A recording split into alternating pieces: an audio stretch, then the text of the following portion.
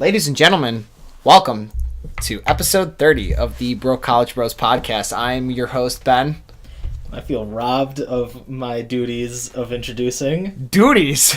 Yeah, I've been doing it for like the past 8. Past 3? What's up? Do you want to restart this? Kroe? No. Alright, we're cutting it. Restart it. Pull it in. We can cut things now. Yeah, we can do full editing. Absolute. We're not just converting it raw by the will of God. Yeah, not raw, untapped, uncut College Bros. It's fully circumcised. We can start saying outrageous things. Yeah. And have it cut. Yeah, let's not make me do extra work. I get to do the intro if I have to do the editing. I haven't had professional training to edit. Well, it's not that hard. And also my professional editing was like pretty bad. Subpar editing skills. Yeah. Now I mean, we'll be on the same boat with this new editor because, man, I used a different editor, but I heard this one was good. I got an editor, finally. For his birthday. It was Ben's birthday 3 days ago. Longer. Last week. Last week. About 6 days. Almost 7 days. Fine. Whatever. I don't really care about birthdays anymore. Just same. 23 now. This is the last birthday I get to be excited for. Basically, and then after you turn 21, there's nothing. It's just decade landmarks. But then I can at least going out for your birthday can just be, I don't know, go out to a bar and drink. It'll be like any other night you go out and to a bar and drink, but your birthday. Yeah. Someone will buy you at least one drink. I'll get a drink bought for me. Yeah. At least one. Yeah, it'll be fun. Yours is coming up pretty soon too. Yeah, so we got a month. I was thinking about it. Yeah, we're almost a month away. A month out. It's birthday season for all of our... Well, that's not true. Not all of our people. No. Never mind. Pretty spread out. Yeah. I think me and you are the closest. Probably. To each other. I don't know if anyone else is around us. I have a bunch of family that have birthdays in the February, March. But friends, pretty sure it's just you. Yeah. It's a great time to have a birthday. And when I mean great, I mean... You get to do nothing. You get to do nothing. It's always during school. Yeah. It's never no outdoor parties. You think oh yeah, nice summer birthday, get to go to the pool or yeah. No, that's I've always wanted to. I always wanted to save my birthday and be like, can we just wait and just do this in the winter or the summer? I mean, I did do a birthday. It was my 18th birthday, so I think we talked about it on the last podcast. I'm a year older than all of my friends, so I was in high school when I turned 18. My junior year, I turned 18, and my mom was like, "We'll do a themed birthday party for you," and me was just like, no, why would we do that? And I was just starting to not be awkward anymore, and I was getting a lot of I was getting a lot more friends and all that. I was getting out of my weird phase, and then I was on the swim team as well, but I also had my first girlfriend at the time. A lot of good things going for Ben. Yeah, I know. But so she wanted to coordinate the party as well, and so she invited a ton of her friends to come. Who I was friends with, but we did this Winter Olympics outside, and it was miserable. We had a little metal fire pit to keep warm, but then all of us, my mom made this Olympics where we had people on the back of a tube, and then it was 4 people teams, and one team would have to pull this tube across my backyard and around a tree and back. And then, you did that in a relay, and then after you did that, you all picked up a kayak and ran around the block with a kayak. Oh, my God. I was like, it's freezing cold. I'm dying. I knew all the shortcuts in my neighborhood, so as soon as we rounded the corner with the kayak, I just took a shortcut back through, tossed the kayak over the fence, and I was like, yep, nice. It's good times. So I did do something outside. It was miserable. And I'm not a skier. I'm not like the skier, snowboarder. Kind of guy. I've never gone skiing at all. Never gone to whatever it's called, Holiday Valley or any of those things nearby. Yeah. Which it's because I saw a thing. It was New York State has the most ski things, resorts, and it's just all over. Yep, especially in the mountains. And it's just sucks. Yeah, I don't know. I have a set of skis that I could have used. They were given to us just because they're does your son happen to have size 11 feet? And I was like, yeah, here, skis. And still haven't used them. I think I have just traumatic stress to it or anxiety. I've like. Yeah, I don't like the idea of going fast down a mountain with my own power is the only thing keeping me afloat. Mm-hmm. The one time I did it, I was 12 years old, and 12 at the time, and I was super like out of shape, small, awkward kid, so I was just falling over constantly, and there was like Bunny Hill, which is way too shallow, or the Black Diamond. Yeah. And then you're just, it's, might as well be 30 just degrees straight drop. or like 60-degree fall, like going down, and it's not a good time. So then I just kept falling over and over again. So it's not about that. So yeah, the closest I've done is like I tried kneeboarding, like going out on a lake behind a boat and like. Oh yeah. I could not. I think I needed a bigger board because I could not get my knees to actually get onto the board because I had to be so far in the water just for it to like work, for it to drag me and not just flip me up in the air every 2 seconds, and it just.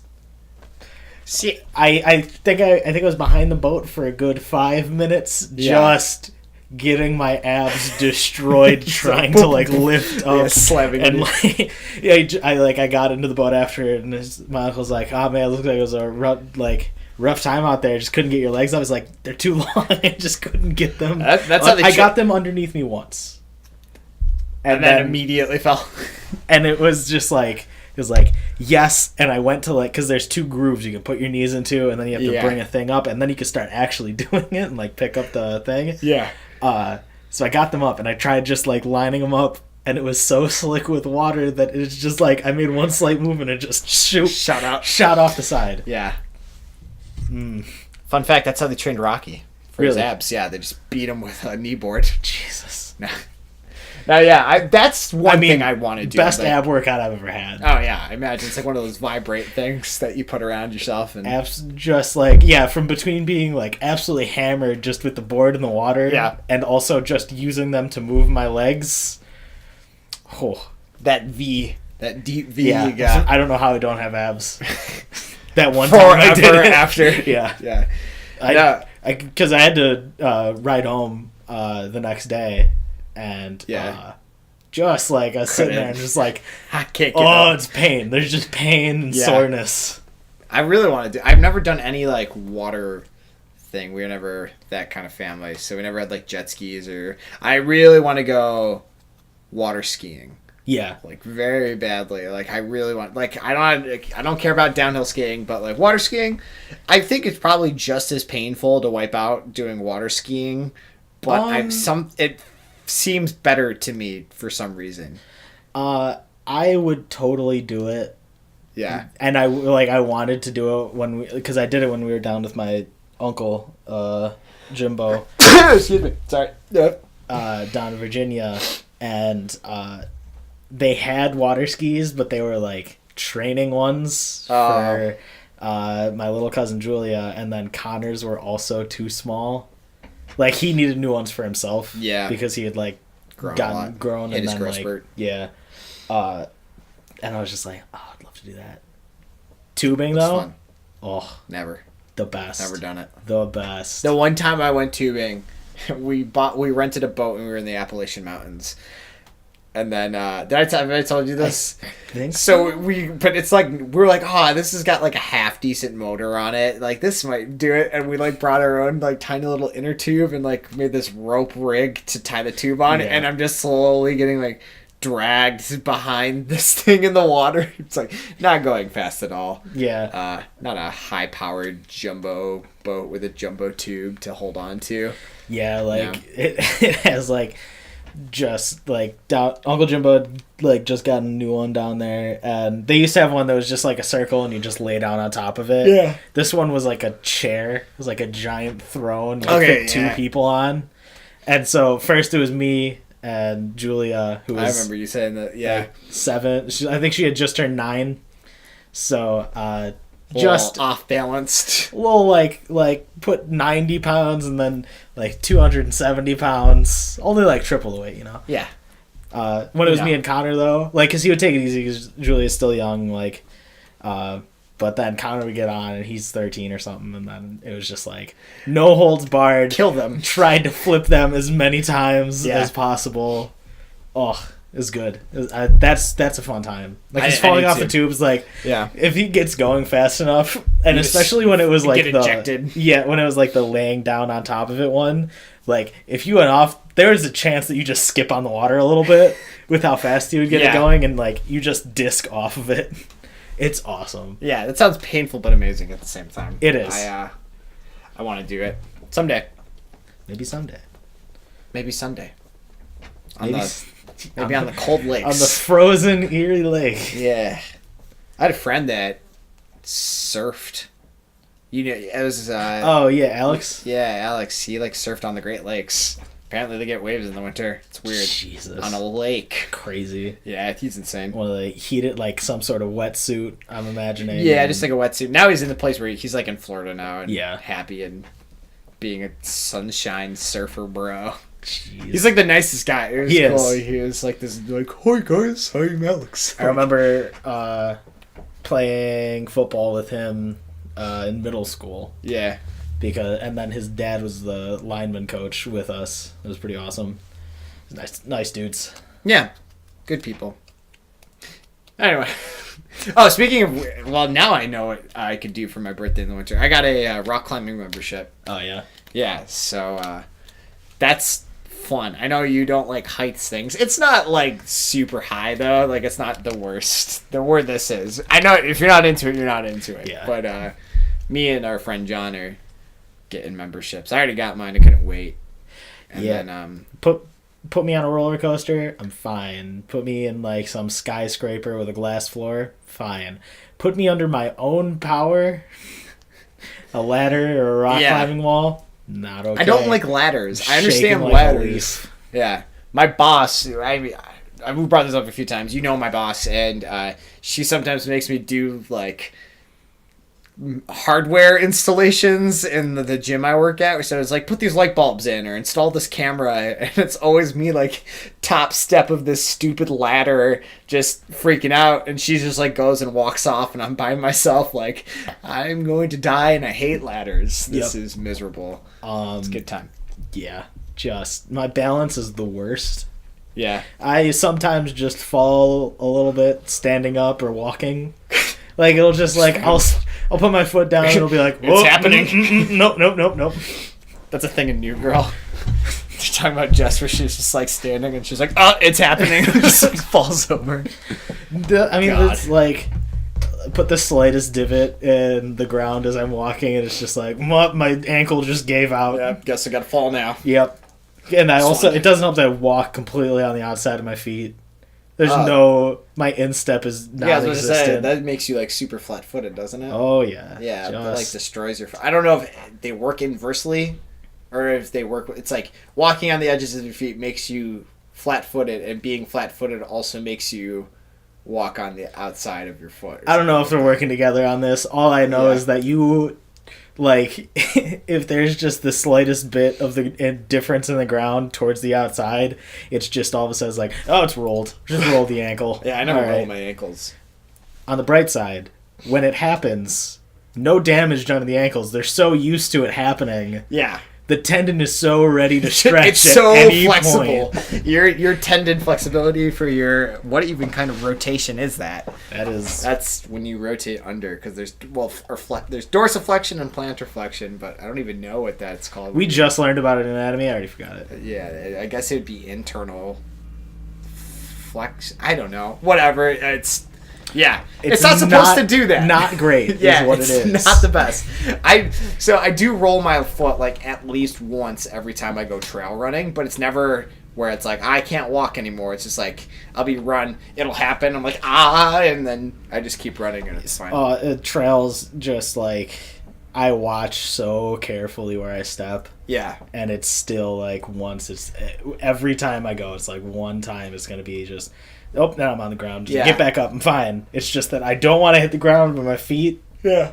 They want body just constantly on the floor. Here's my thing about trail running in woods. Like, I get it's supposed to be like this calming nature thing, You know, and it's like, and I'm a decent enough runner where it's not like a super hard laborious task unless I'm trying to push time and do it. But when I'm just trying to like zen out and relax in the nature, it's not though, because I'm just staring at the ground the entire time I'm running because I don't want to trip. It's not like I can look at these beautiful woods. There's a nature trail near us relatively. It's like 10 minutes away from here.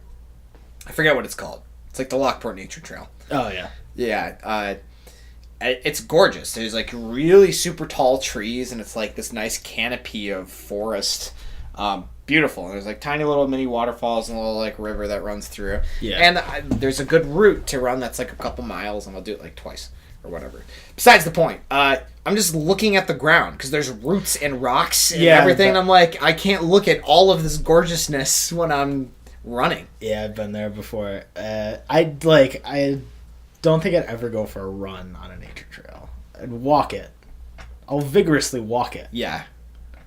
Running would I'd be on the ground more than I'm fucking on. I ran at Royalton Ravine. Oh, no. Which, no one probably knows what that is. But Royalton Ravine, it's a ravine. So there's a big downhill, and then there is a big uphill again. And then you do it in reverse. And you're just like, running downwards is way worse than running up. Yeah. Like, yeah, it burns more to run up, but you're just like, there's roots everywhere, and if I fall, I'm just tumbling down this thing. Yep. And it's just spirals, and it's a fun and really nice trail, but it's you will never see me run that. It's a good time. You know that hill that leads up to the waterfall? That sucks to run up. Yeah. Your quads are destroyed. Ugh. God, no. Gives me flashbacks. I used to run that like every single day. I'd alternate between trails. It's a good time. What are you looking for? I dropped a little token I had in my hand. My drinking token? We need to use that at Libation. Libation Station. Even though it's like, you just get the, you know how those work, right? I don't know. They're just a drink, right? But it's not like a free drink. So even though it says like this covers a $4 drink, what it basically means is you give them a token, you tell them what drink they're getting, and then they'll write it on whoever created the tab. Get what I'm saying? So like my boss bought like 30 tokens, or got like 30 tokens and handed them out to every like person that was at my gym party. I think I talked about this a couple of podcasts ago. You hand them out to all the people at the party, and then you hand it in and you say what drink, and then they'll write down what drink that you've got, and then they'll put it on, like they put it on my boss's tab that she had to pick up at the end. It's not just for $4 drinks. Oh. So I don't know, like, if I went in and was like, here, give me a, like, whatever drink, they'd be like, there's no one here who's opened a tab for that kind of stuff, so I don't know why you're handing this to me. And I'm like, can I have that back, please? I will come back at a later time, Yeah, I was assuming because they write on it, free drink. Yeah, I know, but it's like a free $4 drink or whatever, or it's good for a $4 drink. Yeah. One per visit per person. Yeah. So, like, when I went, I was like, so what, like, I was like, what drinks are $4? Like, it doesn't matter. Just say what drink you want, and he'll put it on the tab, and you just, and then your boss will pick it up. It's like, bars. Yeah. So many unofficial rules. I never know. I'm not good with bars yet, because, like, I don't know. I've just never gone to bars, and I never did the whole college thing, so that makes it lack. Which, crap, I blew it. Oh, broke college runs. No, we're phonies.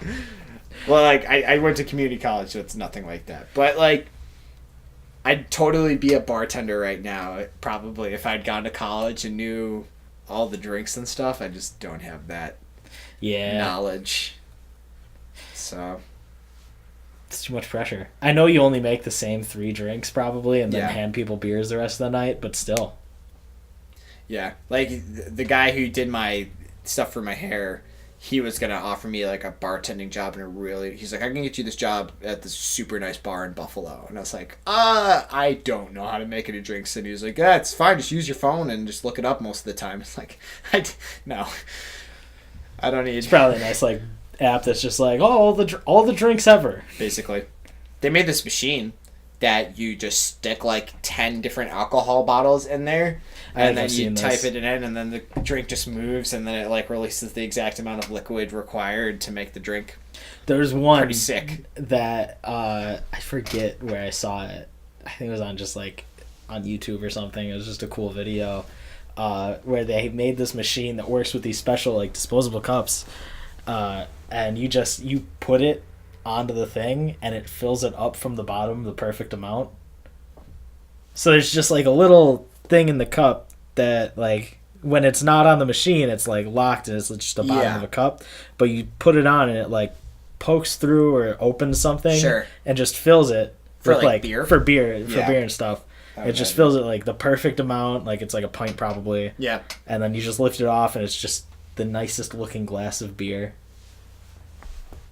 Well, goodbye to the art of pouring beer, I guess. Right? Whatever. Like, I think it was Kate, my brother's wife, when she went to Dublin the first time, she got, like, licensed to pour Guinness beer. Oh, yeah. So they, like, showed everyone, it's like, this is how you do it, like, tip the glass and everything like that. This is how you actually do it. Yeah. I can't believe you get a license. So dumb. It's like, I think it's, like, unofficial. Yeah. It's funny, though. I like that kind of stuff. She got to use it when she worked at the Irish pub in Buffalo that her and Adam used to work at. That closed then because poor management. Oh, well. Yeah. Yeah. Who knows? Someday I'll do bartending. Put it on the list somewhere. Yeah. I got plenty of jobs. I'm still planning on doing. 80-year-old Ben. I'm finally doing it. Yo, I'd be the life of the party as an 80-year-old bartender. I'm gonna be spry as fuck. Yeah, you'll be the 80-year-old that's like, you're 80? Hopefully. It's like, yeah. Look at my luscious long hair. It's like, holy shit. Yeah. Hiding the liver spots. Yeah. Oh my god. Those would be the days. Not really. I'm done at 50. Cut it off there. Oh man. Like looking at my grandma and grandpa Kroe, they're so like, well, Grandma Kroe died, but like when like they were 70 something, 60 something, and they're just going to, it's like, oh, we're going a cross country trip, just driving, just hitting every state. It's like, oh man, I hope I can move when I'm 70. Yeah. That's my goals. Yeah, I, like literally move my body. Yeah. That's how our friend Scott, who's done a few podcasts, if you check our old SoundCloud stuff. I think. He's done a couple. Is it a couple? Yeah, I think he's done two. Did I miss both of the ones he was here for? I think you here missed for? both the ones. Oh, yeah, you weren't here. James was our guest host, and then Scott was the guest. I've been present for all podcasts. Go figure, I have the mic. Yeah, you own the mic and the computer we usually record on. Yeah, now all the software. Besides the point, Scott's like an incredibly fit person, and so is his like whole family. They're all just skinny, like built, good-looking people and stuff. But his grandma and grandpa are just insane, like really fit, and yeah, they're awesome though. But they're like always doing that kind of stuff. I think it was our friend John too. His grandparents, I heard like one time his grandparents came to visit and they were doing like sit-ups in the morning and just like killing it. Just killing it. Yeah, it's pretty great. Yeah, like, and then my mom's side of the family, they're pretty like stationary. They don't move. They don't like go play. Like they go on vacation, and they'll go and visit my aunt down in Virginia. Yeah. Like a couple times a year. She's the youngest, favorite child, and everything like that. And then they go to. The youngest is, am I right? Yeah. Okay. Nice. Oh yeah. It's nice. They go to Outer Banks every summer. They get a beach house down there. It's nice. Yeah. It's so nice. Outer Banks. I've never been there. Everyone I know has been to Outer Banks. It's just like because doesn't like Kate have they have like a cottage thing there, don't they? No, I don't think so. I think they're... That's in North Carolina somewhere, isn't it? Where's Outer Banks? Is that Outer Banks is North Carolina. Okay. I don't... They have some sort of condo near a beach in North Carolina that they go to every summer. I don't know. I'm not invited. Didn't Adam go? Like, yeah, I'm not Adam, though. Yeah, I know, but isn't that in Outer Banks? I thought it was in Outer Banks. I don't know. Okay. I thought they went to like Canada or something. No, I don't know. Your cottage, I think, Canada. Really? Yeah, because, like, Courtney would always go with Brian to his family's cottage in like North Canada. Yeah. And then I always thought Adam was just also in Canada when he went there.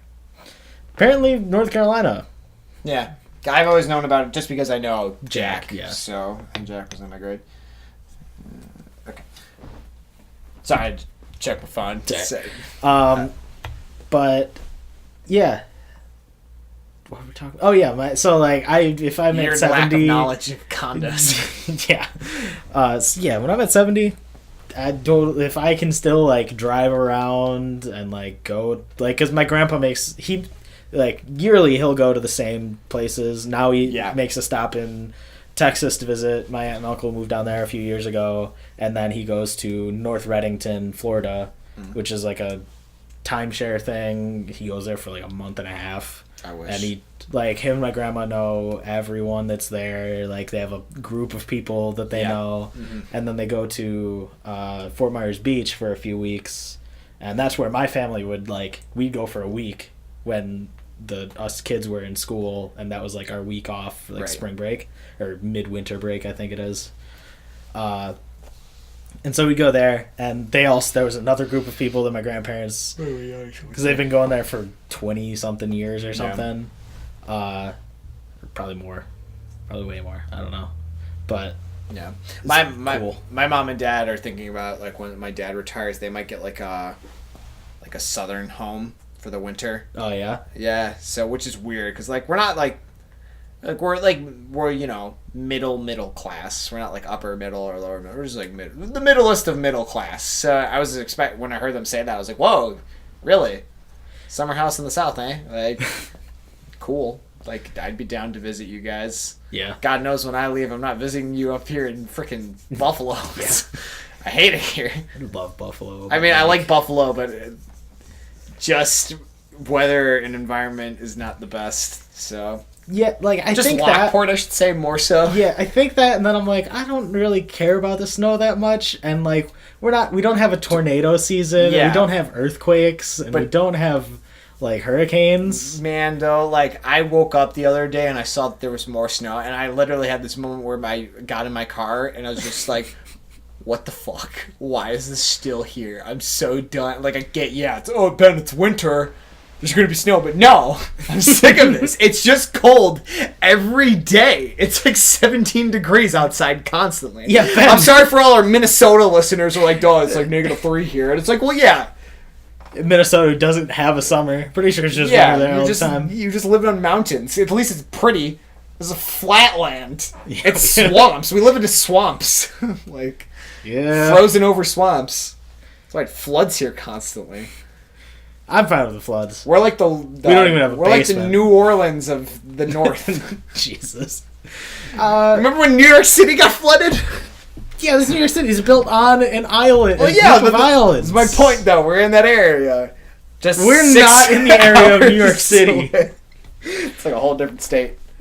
There's 4 other states closer to New York City than the state we are actually in. More than 4. Yeah.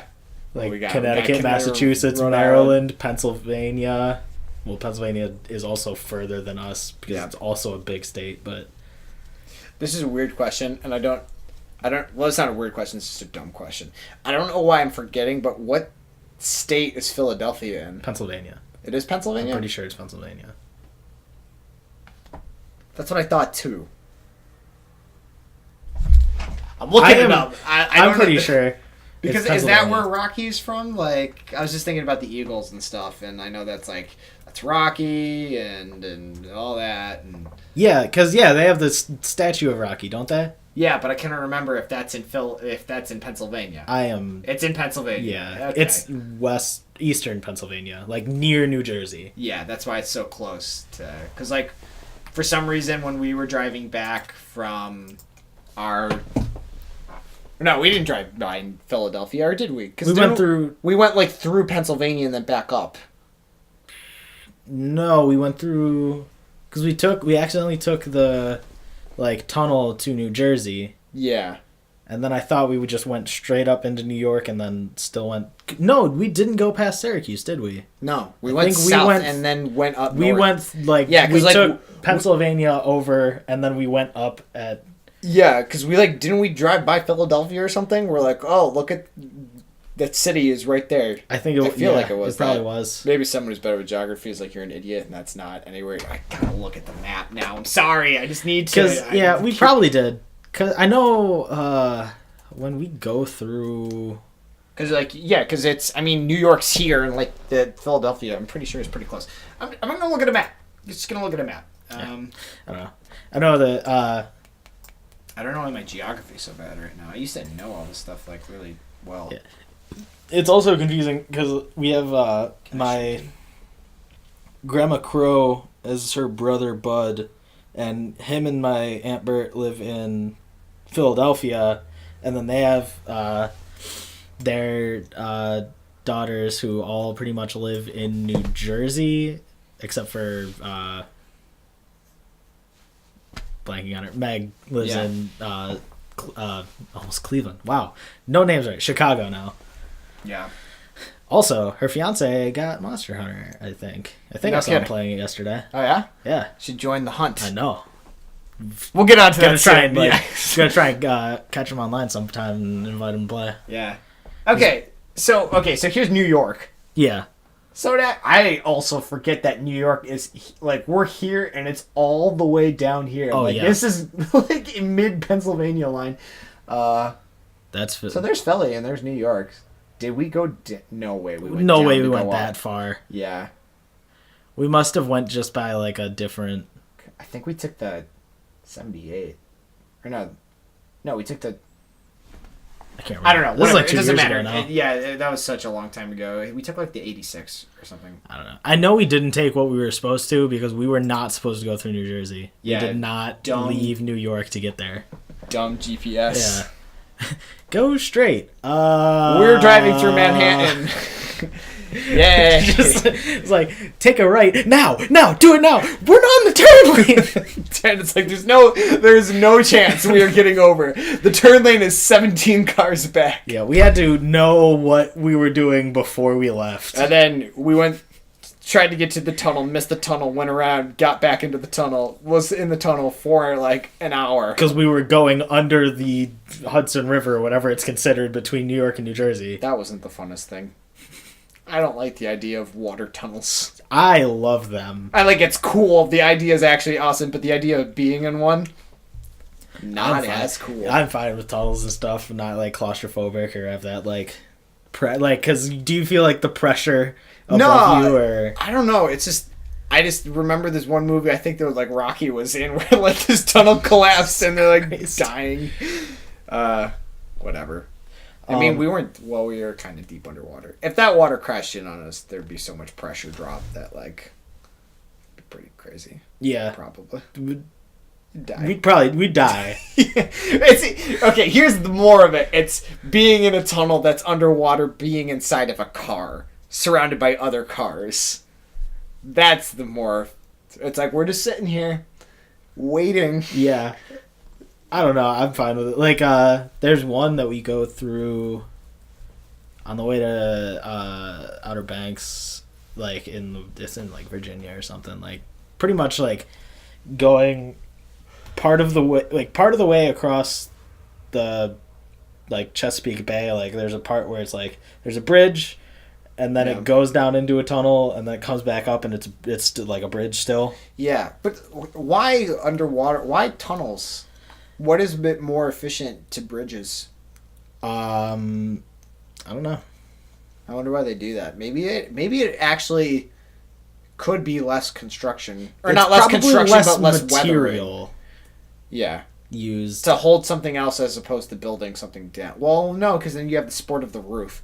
But maybe it's weather, like bridges get worn down by wind and rain and all that. But if you're just underwater and sealed, like it's probably less constant changing effects of like constant drying of the sun and heat expansion where the water stays relatively the same temperature. I don't know. I want to look that up. It's also a very long bridge like portion. Yeah. Like it's long, like that's probably structurally building a huge bridge. Yeah. It's so I love it though. It's so cool, like just the bridge. Like cuz you go like past like these big shipping port things, and there's a naval pier thing where, like, you can see like a battleship and whatever you want to, like those big metal ass ships that it's metal but it's floating. Yeah. The same way you think about a plane where it's like, oh yeah, that big just hunk of metal that the air is keeping in the sky. Yeah. It's like the freaking cargo planes. Or not, I forget what they're called. They have a name that everyone knows. But it's like the huge, giant jets that, like, troops get put into. Oh, yeah. Where it's just, like, this giant, like, size of my house for holding people. And then it's, like, little wings sticking out the sides. Little fly wings on the side. Just... Look at them go. It's like a bumblebee. Okay, that didn't work out. Yeah. Yeah, it's like that's a documentary for airplanes. Like, despite its enormous size, these wings have managed to. How does it make it support its weight? It doesn't. And the guy just drops. And is like, oh, it doesn't. Never mind. Who designed this? Oh man. Yeah. I want to see Game Grumps again. Why does no one ever come to Buffalo? That's fun. I don't know. Justin Timberlake did, but then he canceled on Buffalo. He was the only person he canceled on. Because he got, like, sick or something. Are we just the worst market? We're good. Buffalo's, like, got good... People, like, buy tickets and go to shows here and want to. We're very cultured, quote-unquote. Just know what I want to come to, but, like, Ninja Sex Party and Game Grumps don't. Yeah, they won't. Well, but they're, like, you got to think, like... Sometimes it's almost you have to be super big to go to smaller cities. Yeah. There's like a weird in-between phase where like when you're super small, you're only in tiny cities. And then when you're moderately big, you can only do big cities because that's how you know you're going to get the most turnout. And then you get super big and you can go to like... wherever you want. Yeah, relatively smaller cities and stuff. And you'll know people will come no matter what. Just don't want to have to drive to Chicago or New York City to see them. Next time I go to New York, I'm just buying a ticket. I mean, it's more cost effective for one person. Oh, like a plane? Yeah. Just because my brother lives in there. I was thinking of potentially asking my brother if I can move in with him in New York. Oh, really? Find a job at New York somewhere. Maybe at the like JFK airport where his wife works. And then I get free plane tickets. Fucking deal. Yeah. I just want to go to LA to catch a Game Grumps show? I ain't do that. Yeah. I'll come visit on the weekends. That's what my brother does. He's here all the time. I just never know because... He's just like... My brother's relationships with each other is non-existent. We don't talk to each other. I couldn't imagine, like, if Adam didn't live in Buffalo and he came to visit and didn't tell me, I would be furious. Yeah, no. What the fuck? Yeah. Because one, if he brought Zoe, it's over. Like, yeah. I'm not talking to him ever again. But two, I see him, like, weekly. I know. Yeah. You have a relationship with your brother. That's, you know, a brotherly relationship. I wouldn't know. I have 3 brothers. Oh, also, speaking of, like, brother and sisterly relationships, yeah. My aunt yesterday got married. My boss was telling me about this, yes. so I get home. I know Adam got invited to the wedding, or is in the wedding party or something, right? Well, I don't know. They got, like, I think. Oh, no, this is a separate thing. Never mind, but go ahead. I think they just straight up got married. Yeah, they did. Yeah. Because there was, like, and the way I found out was there was just a Snapchat that my cousin, my aunt's daughter, sure, she posted as like, my mom got married, and it was like legit, and then like it's her with like the rings on her hand and Brian's hand. It's like, what? Nobody did they just like? Elope? I think they just like, I don't know. Yeah, I don't know. Just got married. They just eloped. Probably. Yeah, just went into a small thing and did it. Got the license. I got home at 8 after my class last night. And my dad's just like, yeah, did you hear your aunt got married? And I was like, oh, yeah, Sam posted something on Snapchat. He's like, I'm pissed that she did not tell me this. I was like, I can understand that. Yeah, I can understand that definitely. Yeah. That's so crazy. No, I heard there's another wedding going on, though, or something. Someone else is getting, like your cousin or something. or something like that. I heard my cousin Meg is. Yeah, and then but like Adam is in the party, wedding party or something, but Kate isn't. Or maybe it's for the Wayland's family. That's like Kevin invited because Kevin's getting married, isn't he? I forget which one. Both of them. One just got married this year. Yeah. And the other one's getting married or one got married last year, and the other one's I can't remember. This is so confusing. All right. Yeah. I'm sorry for everyone. This one of our friends. It's too complicated to explain, but anyway, like a close high school friend. We didn't mention him. His name's Jack. High school friend of mine. His sister. His whole family is close with Zach's family because they're literally married. They're in-laws now. Their whole families have merged into this one super conglomerate. Like, it's just huge families. But anyway, I'll talk to you about it later. We're very large. Because my boss was talking about it and how like Adam is in the wedding, but Kate is not in the wedding, or something like that. I could not tell you. Yeah, whatever. It's not important. Monster Hunter's cool. It is. We've been playing the hell out of that. Yeah. I can't believe it's been 2 weeks, but then I look at like 100 hours played and I'm like, thank God it's been 2 weeks. Because if this was 1 week, like, because Monday I was thinking, it's like, oh man, this has been a fun week of Monster Hunter. And then it's just like, or weekend, I was like, yeah, and like, oh no. This came out 2 Fridays ago. Yeah. It's been a minute. I put 60 hours into that game within like the first 4 days of owning it, and now that's slowed down a little bit just because the monsters are insane. It's gotten to like super grind time where one hunt is exhausting. Yeah, but like so spoilers if we talk about story elements. They don't really matter. They don't matter. The game's Monster Hunter's never been about story. There's more story than there's ever been, but it's still very little. Yeah. And it's not quick to get to it. We've just played it so much that it felt quick. Yeah. It's because we're at 90 hours and I'm not good. Yeah. I just played the end in quotation marks boss. That's because it's like this. That's the conclusion of the story, but you keep going. There's harder monsters past it. It's the boss that gives you the end credits. Yeah, like that's a boss. Yeah. But there's more.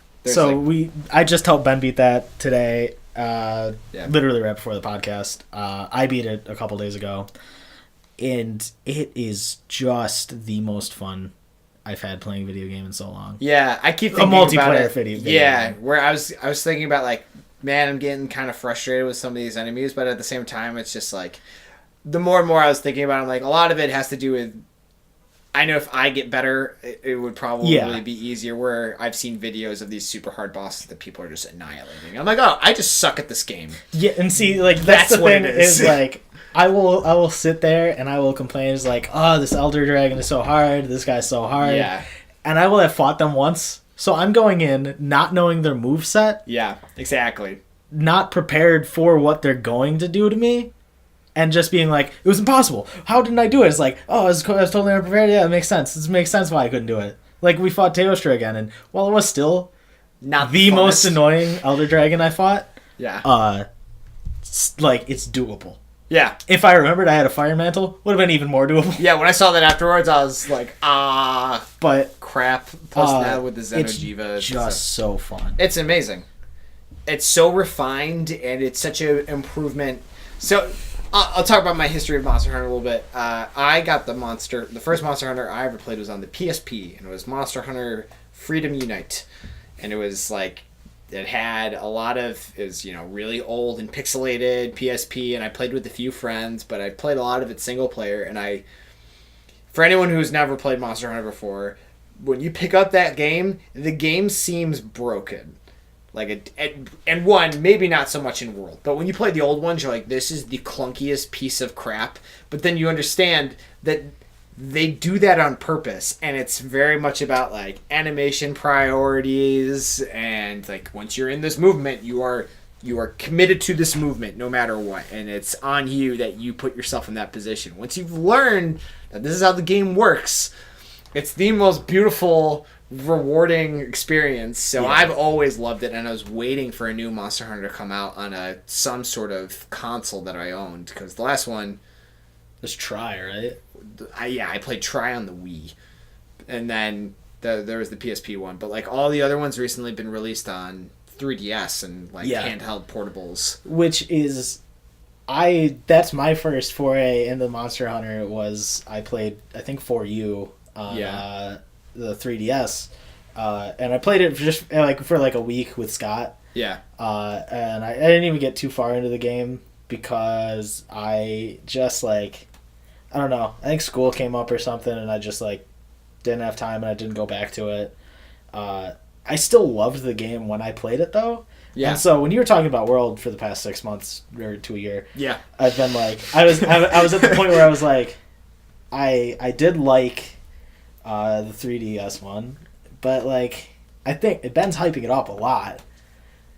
Picked it up a couple Fridays ago and put it in and started playing it, and I'm like, okay, this is nice. And the beta, anyone who played the beta didn't have a good time with it either. That's also not a full demonstration. It's not like you're put into this lobby and you just pick a quest. There's a whole hub town, and then you're missing the whole point of the game, which is crafting and building more gear out of the monsters that you kill, so that way you can fight better monsters and build more gear out of them to fight even stronger. It's just this awesome gameplay loop, and it's not the best way to describe it, it's the most perfected grind of any game.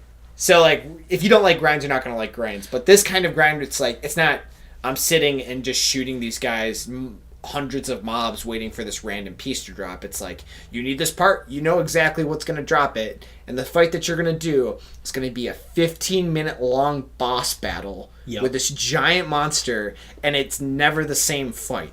It's not you know what's going to happen and you know where to stand for what phase. It's no, it's constantly changing, and the AI is super developed. There's very few things that you're going to be all right, this is gonna happen. This is gonna happen. This is gonna happen. I can think of one example where it's you fight a Rathalos, which is a big dragony wyvern. Yeah, creature. It's your most typical looking dragon. Yeah. And you can start off the fight the same exact way every time. By you go to a certain camp, which is up right next to where it always starts. Because monsters will always start in the same area.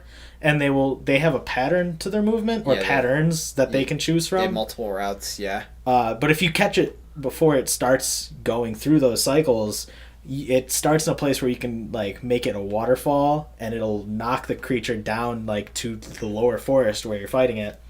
And so you can do that, and if you start at the camp, you pretty much can get it every time. You set up a barrel, you blow up the wall, the waterfall goes and takes it down. And then you go down, and you can get a good 20 to 30 seconds of hits in on it. Probably 45, And then it will get up, roar, fireball, leave. Yeah. But that's the only And then one. that's the only thing you can really Everything else is random. With faith, me and Ben can be all right, hit. It's going to scream, shield up, fireball, flash it before it leaves, or it's going to leave. Yeah. Yeah. That's the only one. Literally... I think that, there's nothing else you can predict their movements like that. Where the only other thing I can think of is that Jura is always in the same area. Yeah. But other than that, you have to, you have to search for the monsters, but every time you fight it, you get more knowledge of it. Yeah, so your tracking becomes better. Yeah, and in the beta, they made the scout flies kind of this... I didn't really like them in this beta where I'm it's just this breadcrumb trail that I'm following. But when you see it fully realized in the game, where it's you're picking up evidence, and it actually not only does this evidence help you find the monster faster in the world, it helps you outside once you finally have to hunt them multiple times to make the sets. Once you gain enough information on them, their physiology and what parts break off of them, so you're not just hitting a tail that's never gonna come off, or trying to break a face or something. And then you figure out, it's actually I was using a lightning weapon, and it has not as much weakness to lightning as it does fire or something, so it's really cool that it gives you more for putting in the work to investigate and stuff. And then on top of that, you get it to the point where the flies will... it starts out that the flies won't really lead you anywhere. You just gain the knowledge, and then you get it to the point where they'll lead you to the next footprint, or the next mucus or whatever. Yeah. And then past that, it'll just... if you pick up something, it'll just say, "Oh, the monster's over here." And I fought the Gyarados, which is like a fish creature, so many times that I will go into a mission to hunt it, and the scout flies just be like, "Here, they're over here. Come on." You know where you're going. You don't even need us. Yeah, it's so great though. But yeah, and every monster is so well. Every monster is very uniquely designed. There's some that are reskinned, kind of. You would say there's like 2 in the game that are reskins. 3. Not considering like the more difficult ones, where they're like considered a completely different monster, like the Lavasioth and the Dodogama. Oh yeah. So those are kind of like reskins where they're like a different monster, but they're relatively the same monster, but they do have different movesets. Yeah. The Azure Rathalos and the Pink Rathian and Black Diablos, like those are just harder ones of those older monsters. That's what I don't consider those like reskins. They're just different colors. Yeah, I guess. It's like, that's what I was thinking. Like reskin, I'm like, oh, they literally just made it blue. Nah, yeah. And then up to the fucking difficulty. Yeah, and it's just like everything sucks now. No, but it's like like the Lavasioth and then the Dodogama. It's just Jagras and the fish. Yeah. Oh, and Uragon is just Radabon with explosives. Radabon is just Uragon without explosives. Yeah. Uragon. If you're going by the ones you fight in the order of the game, yeah. Uragon's been around for a while. He's easier in this game, but they made everything a little bit not easier but fairer. Despite some dumb stuff, a lot of it's more fair, where it's like, wow, that chin isn't just one-hitting me. Fucking Chinnigan. Yeah. Chinnigan. No, it's just a beautiful game, though. Literally. Yeah. One, it's gorgeous, but 2, it plays well. They've added the weapons have already had depth to them, but they added even more with the complexities of them, and every single weapon is its own game. I cannot wait to start using Sword and Shield. Yeah, it's just a completely different playstyle where I literally didn't want to put it down earlier today. Like I was just like, but I needed to farm money. Yeah. I needed to start getting lower level parts so I could bring the Sword and Shield up to higher level. It'll be fun though. Yeah, it'll be nice. That's what I'm doing now that I've beat the game. I'm gonna go back and I almost have I have maxed out weapons of the weapons I want for Charge Blade. Yeah. I need to get my Legiana one for when I need ice. Yeah. Ice is also very satisfying to use because you get the the crystal breaking, and I love it. Yeah.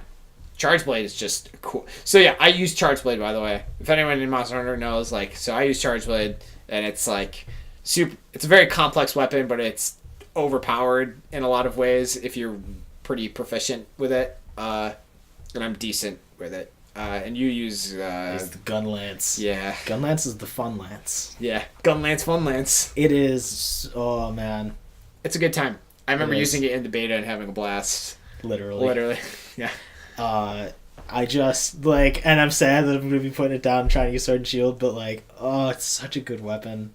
There's just the perfect mix of you have a shield that will block literally almost anything, and then you also shoot things and stab them and then shoot them and stab them and shoot them and then blow them to bits. Yeah.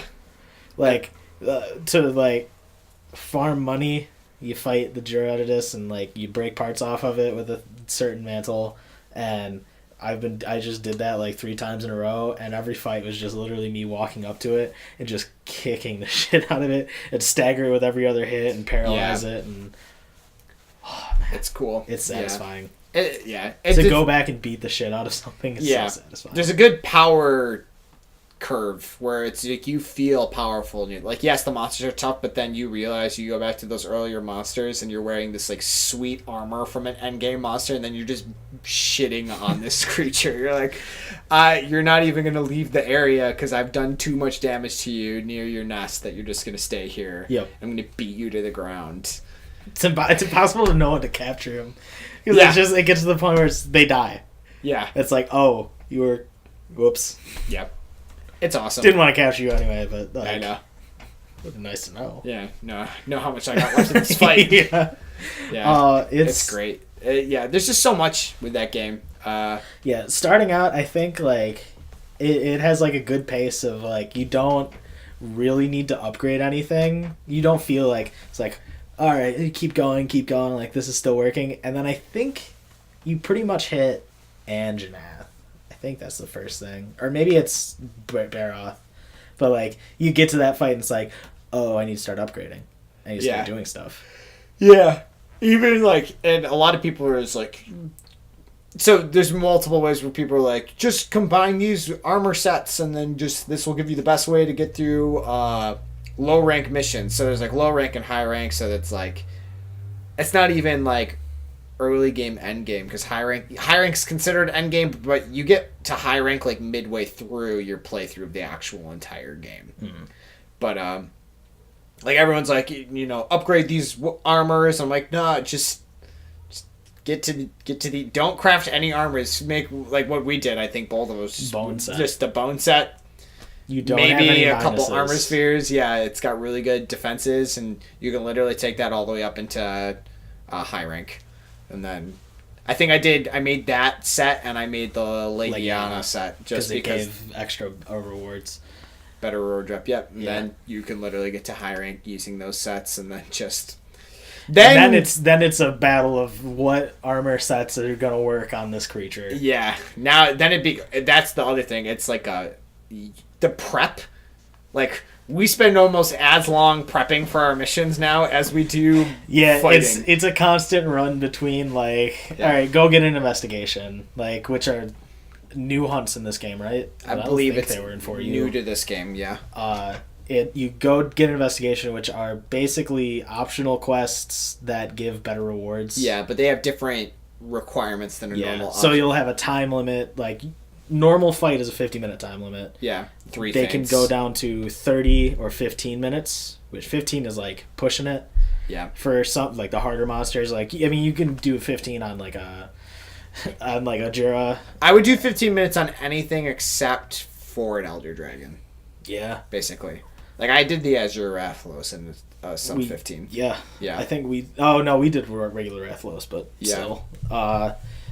And then you could also have a limit to how many times you can faint. You can faint 1 time, twice, 3 times, 5 times.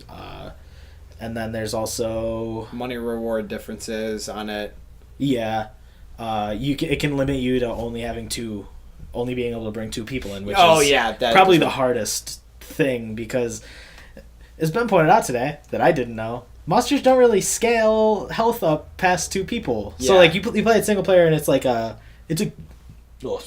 it's a good difficulty. Yeah. It's a good amount of health. And then when you enter multiplayer, it becomes like... It gets way more health. Huge health pool, because it's like, oh, bring in... more people like to hit it. Brings in 2 people, and it brings in this huge health pool. But it doesn't change for 3 or 4? No. Apparently. Yeah, it just stays the same for 3 or 4. So if you go with 2 people, that's probably the hardest fight you're going to have. And that's how me and you've played the entire game. Yeah, that's how we got through everything... up to Teostra and Xenojiva. Yeah. We fought every single one of them just 2-player. Yeah. Like me and you and Narragante. The only thing we didn't do any of the other dragons 2-player. Because we were going to do Deora. We ended up soloing that. Because I soloed Valhazak myself. I soloed Valhazak and Teostra. Yeah. Oh. I don't know how you... Well, I would... rather have done Teostra solo with Charge Blade than fighting Kushala Deora. I did not have as much of a problem. I finished him off at the end part faster. Yeah. It drove me nuts, that fight. I was so angry. I woke him up with a Wyvern's Fire, and it tipped him over, and it let me do a Worm Stake full combo into him. It's beautiful. Cool. And then I had Tornado Alley coming, but my shield was enough to let me still poke at him. Yeah. Excuse me. What I should have done was just dung potted him. Made him leave the area. Yeah. Oh well. Instead, you fought him for enough time for me to, like, finish the mission. Yeah. Go down and get dinner. Come back up and eat dinner. And by the time I was done, you were like, finally. I was like, oh. Yeah. Then I think you got off because, like... I couldn't do it anymore. Yeah. So those fights like that, once you get to endgame, where it's, like, exhausting, these battles, because Yeah, it's just not like a normal boss where it's like it's a bullet sponge. I mean, technically, I guess they are like damage sponges. Well, it's different, but it's not like typical shooter games where like even Borderlands-esque, where it's like you're just unloading your clips into this dude and you're just trying to headshot him over and over again, and then they die within 4 to 5 minutes. This is like I said, it's like a 15-minute fight that you have to be tactical about. Like hitting him in the head is going to help do KO damage if you have a weapon that does KO, but then chopping its tail off, one, means you get to carve the tail, but two, it limits its range on its tail attacks. Like if it has a tail slam or if it has a tail spin, you can break its wings so it doesn't fly as well. Breaking its head, well, if it's like a Uragan that has this giant chin on its face, like it'll limit its damage output from the chin. And it'll let you hit the chin. Also let you hit the face, like without bouncing and all that. So it's just cool. Like they make it dynamic. So the fight changes, like depending on what you do, and rewards you for targeting and not just like I'm going to attack its ankles, because normally fighting monsters, like they're big enough that you're just at its feet, you know. And just hitting the ankles is not a fun way to play the game, where it makes you have to be like, you have to hit it in its face if you want to do damage to it, or hit it in the tail. Once you get late game, there's so many monsters where it's like, if you're not hitting a weak point, you're hitting armor. Yeah, you just bounce. Like, all of the Elder Dragons, it was like, hit him in the face, hit him in the tail, hit him in the front claws, usually. Yeah. Back claws armored, wings armored, surprisingly. Like, I mean, one side of the wing would be armored. Yeah. Just the whole body, just like basically might as well be wearing a suit of armor. Yeah. It's awesome. I love that because it's like position yourself to win. You have to understand, and it's you have to understand the monsters and know like it. So it makes you learn, and it's not just this. It's not God of War-esque where it's just you're spamming buttons to like do stuff. And it's like, I'm saying there's nothing wrong with God of War. Like, those are fun games where, it's just like killing giant mobs. But even when you're fighting the bosses, it's just you kind of like spamming your attacks until you get weak enough to do your quick time kill thing. In this game, it's like, no, you need to move the head. All right, you've KO'd it. While it's knocked over on the ground, you can either stay at the head and do a ton of head damage, or you can move to the tail and try to get more cutting into it to chop its tail off. But if you're using a hammer's not going to cut a tail, so you better hope you have like a friend with you that's using a slicing weapon, or hope that you're like my weapon that gets impact damage for some reason. So, I don't know. It's just cool. It's so dynamic. I know. And that's why I was like, there's different playstyles based on the weapons you use, Yeah, like I have to change literally everything I do. You're fast now. Yeah. You have a tiny shield. I'm used to clunk, clunk. Yeah. Clunk, foot, like, just slowly stepping towards it with shield up, and, like, because most weapons get a dodge in this game where it's, like, a full roll. You get some, like, invincibility frames during it. Even my weapon does that. Yeah. There are two weapons in the game that don't. They do, like, sidesteps. Yeah. It's the lance and the gun lance, Yeah. because they're such heavy shields, and they block pretty much every attack almost perfectly. Like, I take almost 0 damage if I get to block something. And Lance is even better. You have like a super guard that I'm pretty sure will probably block the unblockable attacks. You have a super guard and you have a counter that like makes you negate all damage, and the counter window is gigantic. Like the whole windup is just like counterable. You're just waiting. And then my brother said there's even a new skill where it's like you can charge your lance out of the counter and then like aim it and like stab where you want to stab now. Nice. Yeah, it's like more to it. They just added more. Cool. Which is the story for every weapon in the game. Yeah. But flying through the air with the longsword. So I have to change from.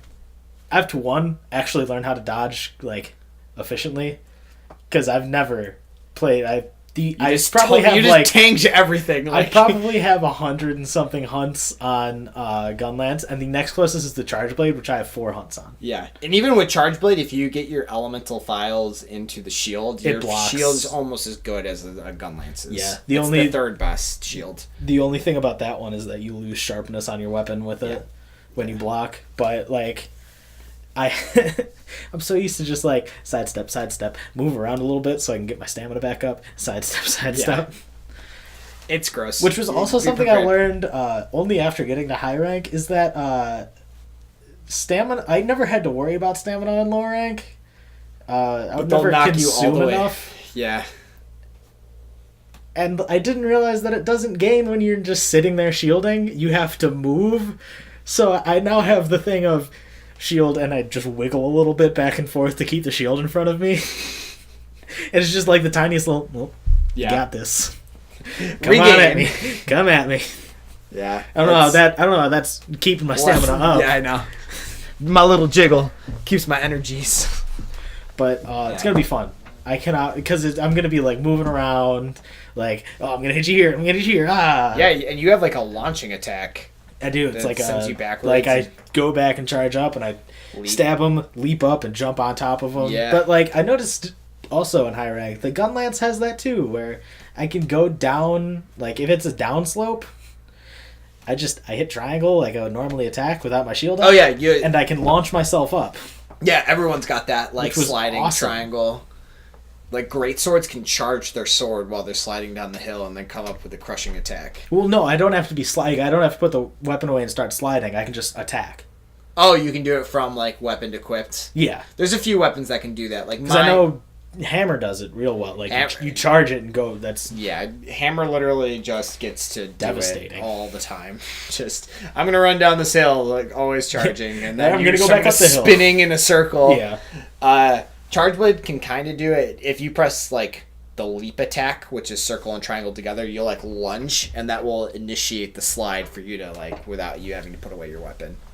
Yeah, it's just like a one swing, and then you do a second one that you go up in the air, and then you can just like because most of the time I'll do it and I'll just launch directly over the monster, but you can just like quickly like 180 and stab them. Yeah, it's super nice.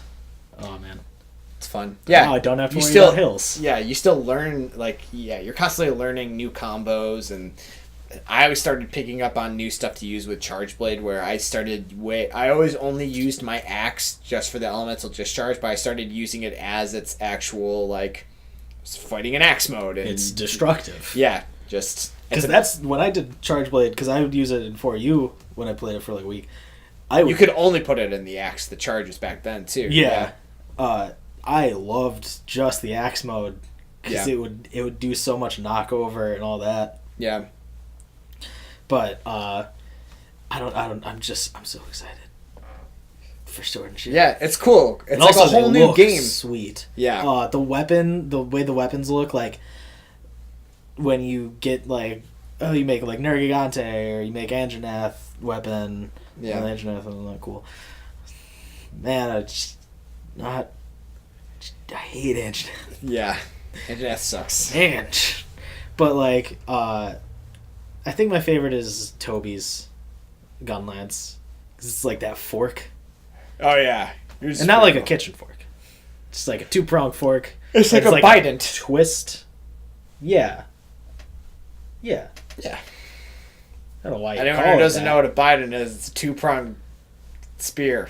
Yeah. I was about to say it's a 2-pronged trident. It's like, that's not... That's just not true. That's just wrong. But it also has this like little sweet twist to it, and it's blue, and things that are blue are awesome. Yeah.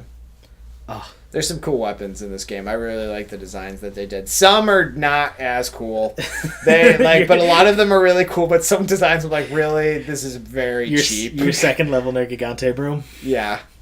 I kind of like that one, actually. Like, the broom looks stupid, but at the same time, it looks really cool. The shield is amazing. I looked at the Sword and Shield second level, and it's literally an axe. Yeah. It's just a straight up axe. I saw that. Yeah, like, it's just a few of them were like that. But what I mean more by the dumb, where it's like at least Charge Blade has some unique ones where hammer is just all of the same looking hammers, but with like a couple like fur pieces from that monster like put associated on top of it. Yeah, just like later I'm like, that is so cheap. Or the reverse, what it like starts off as and what it ends as. I was a little disappointed, but I do enjoy me some hammer, but I don't think I'm gonna do hammer. I'm on the fence still now that I keep thinking about it. Or I was like, yeah, I'm totally gonna make dual blades, but now like I don't know, like Switch Axe is super cool, and just... I would have loved if you did Switch Axe first so we could have been Boom Squad again. I know. I was thinking about that, of course, as soon as you go. We were like, dumbed down Boom Squad, missing our big explosion from the Switch Axe. Dude, Charge Blade has huge... Okay, that was what I was going to bring up. Explosions. So I'm playing Charge Blade, and there's this thing, once you get all your files charged up, and if you have charges in your shield at least, you do this thing called an elemental discharge, where you, like, swing the sword back, it loads with all this, like, energy, and then you, like, crush it down, and it releases the shockwave. Now, depending on the weapon, if it's like a fire one or an ice one, it'll like release this like torrent of fire, or these lightning bolts will come from the ground if it's an electricity one, or if it's water, these like shock waves of water submerge from the ground. It's really cool animations. It's almost kind of Boom Squaddy. It's not the Boom though. Yeah, it's a more elegant Boom Squad. But Charge Blade or Switch Axe is just dumb.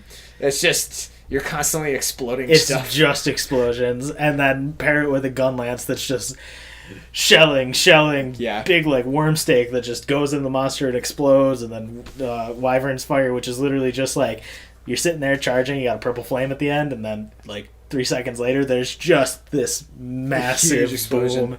My favorite thing to do is probably after we've killed or captured the monster, going right next to you and Wyvern's firing you like 30 feet away. Yeah, I just take it every time. I always stand there. Yeah, that and what's it called? But I remember the first time we figured out that combination. I think it was in the beta, but we were fighting. I think it was the Jura. It was either the Jura or the Baroth, and we just annihilated it because I was learning the weapon still that beta, and I was like, how do you use these weapons? I'm like, this doesn't feel like I'm unlocking its full potential. Then I watched a few quick tutorials. I'm like, oh, and then when I realized how powerful Switch Axe was, I was like, oh, yeah, this is broken. Oh man, it's so cool. It's so fun. I was thinking about actually doing Switch Axe too. It's not a hard weapon to use. It's pretty. You hit circle ton in axe form, and then you press R2, and then you just hit circle a ton when you're in sword form. Yeah, I just wanted a faster weapon. Yeah, just like sword and shield. I was thinking dual blades, and I'm like, Ben's got his idea on dual blades. I'll find something else. And I don't like range as much. Yeah, and this game, I love like Skyrim. I played an archer, and I always loved range characters. I always thought they were cool. This game, it's just there's so much depth to the melee. Not that they, to their credit, range is a lot more. I have a couple bows that I have high rank just for if I ever want to mess around with doing that stuff, just to change it. I made a quick heavy bow gun, but like, and it's sweet when you like put the special ammo in it, and like they go down on the ground and it's like sniper position. Sniper rifle one. That's or the sweet. Yeah, or there's like the heavy, it's just like a heavy machine gun, like artillery fire. It's cool. They made a lot more, just like everything's fun now, where I remember playing in Freedom Unite, the bow just was not good. It was just like you'd put the coatings on, but that was a huge thing. You know how with the arrows there's like the arc shot and the charge shot where it's like you pull it back and you do like the fireworks, or you do the thing where like the rocks drop and all that? Yeah. Those used to be ammunitions, or like certain bows could only allow to have those. Where now all bows get those, and it's just like the element files that you put in are the certain locked out ones, which is how it should be. But yeah, it used to be locked away, or like an arc shot, or like I think like the 3 shot where it shoots off into 3 arrows, like that used to be like an ammunition for the bow. So yeah, it just was very, and that's basically the whole thing of Monster Hunter World is just they took out unnecessary crap. They kind of cleaned the fat off a little bit and gave you a much more lean, but juicier and better piece of game to play with, I've just had so much fun. Yeah. It's been a good time. And I'm not ready to put it down ever. I know. I've realized, I'm like, well, now that I'm in Endgame, I mean, I know there's still so much more. There's people that are like HR 100 and I'm HR 29. Yeah. Just the first thing they give you is 2 AC 130s. Yeah. God dang Basil Goose. Yeah. Oh, man. 2 tempered Basil Geese. Yeah. The monsters look beautiful in this game, too. Do. I'm trying to think of my favorite one to just look at. To look at? Yeah. Even though he's kind of ugly, I love Otogoron. Really? I just love the way he looks. It's just so cool. Just like this rotting, like wrinkly red creature. Like, it's just cool. I also love Valhazak's design. Like this rotted. He was Lich super dragon. cool. Like Dracolich. Just like what really like sticks with me with him is the like when they first show him and like the two jaws open up and close. Oh yeah, it's really cool. Kushala Daora, despite being crazy the wind worst dragon, to fight is sick. All of the other dragons. Yeah. Teostra looks amazing. Narragansett is pretty sick. Xeno, whatever, jaw like yeah. For that one looks like a straight up alien. As just draining as his fight was, which multiple people. Well, when I first did it, it was solo, and it was after fighting both Kusha and Valhazak. Yeah, I was like, oh man, like this is clearly endgame. Like, there's no way this isn't. Yeah, and I was like, all right, we'll just go do this. We'll punch it out. Get done with this. Yeah, I was not lied to. It was definitely on game. Like, cause like, and you did it today. When you first accept it, it goes through. It's like your handler's like, "Are you sure you want to do this?" It's like, "Are you ready? Are you ready?" And they ask you like 3 times before you actually go on the mission, and then you get there and you get to the boat, and once again it's like, "Are you ready to do this?" Like. Yeah, I got this. Yeah. There's no turning back. No, I can totally just leave the mission once we get there. Yeah. That's not disallowed. Yeah. But yeah, I'm ready to not turn around. Yeah. I guess. I mean, it's not like this is a single player locked out mode. Are you really going to do this? Yes. Yes. Let me get on the boat. What I'm here for. And then you get to the final, it's like, so we're going to do this. Like, yes. Push the boat, start rowing it, do whatever you fucking have to do. All right, we're here. All right, I gotta leave. Now I'm gonna get some people to play with me. Cutscenes are done. Yeah, that's what I started. All right, we're gonna leave. But so I got there and I started and I go through it, and it's a normal hunt. Yeah, for the first part. 50 minutes long. I start like hitting him and I start like trying to like analyze his moves and what his tells are, and you figure him out. And then, like, he starts glowing red, and there's this big explosion out of nowhere. Yeah. Like, there's no telling that it's gonna happen unless you fought him before. And even when you have fought him before, you don't know when it's gonna happen. Yeah. Because there's no, like, health bars on the monsters. Yeah. The most you get is, like, this little heart rate in the corner, but it can go up and down at any point, really. Yeah, it gets sporadic, especially with the Elder Dragons, because you can't capture, so they're always just in this, like, fighting mode. This explosion happens and it's like it feels like stage 2 of the fight. Yeah. Like if this was a Zelda fight, this is Ganon's second form. Yeah, it's like now we've begun. And it gets harder. Like he's just been doing physical attacks and this blockable breath attack that he has, and now he'll like slam his paw on the ground and there'll be an explosion and like a cone out in front of him. Yeah. Or he'll like rear up and slam his full body down. It's like it feels like, oh, this is huge physical attack, and I've blocked it. And I'm just standing there underneath him, and then his claws sink into the ground a little bit, and you're like, what the hell? Huge explosion, gives you Dragon Blight. Yeah. And it's just that like, killed me. Oh my god. And then you've been blocking his breath attacks the whole time, and he rears up, and it's like, oh, he's going to do it. And then it's just this massive explosion at you from his mouth, and you can't block it. It breaks your shield off, and you take damage. Laser beams, and you're just sitting there just like, oh my god, I thought this was gonna be easy. Yeah. Why did I think it was gonna be easy? How was I lulled into this false sense? It was crazy. And when we fought him together, I was like, yeah, Kroe, you're right, how this is pretty easy first phase, and you're just like, just wait for it, man. Like, I'm sitting there like just wailing at his claws on the ground. And this thing is, normally the monsters are big enough so that like, as a lance, you can shield and like poke upwards, and you can usually hit any part of him with that. This monster is so big that unless his face or tail is near the ground, all you're hitting are claws. Yeah, but he allows you. The game allows you to hit him a lot. Like his face is constantly low to the ground trying to hit you. Yeah, they're good about that. The tail's still hard. I think the only reason we severed it when we did it is because Staff Dude could launch himself up. Yeah, and was he using longsword or greatsword? Greatsword dude can still like hit cutting up. Yeah, and we knocked him down a couple times actually, surprisingly enough. Way nicer than when I fought him. Yeah, because alone, like to knock something down, you need to be doing the right kind of damage. Yeah, like we're talking about like impact damage. Yeah, with like a KO hammer damage. KO. I can't do that with the gun lance. Yeah, I don't have an attack that does that.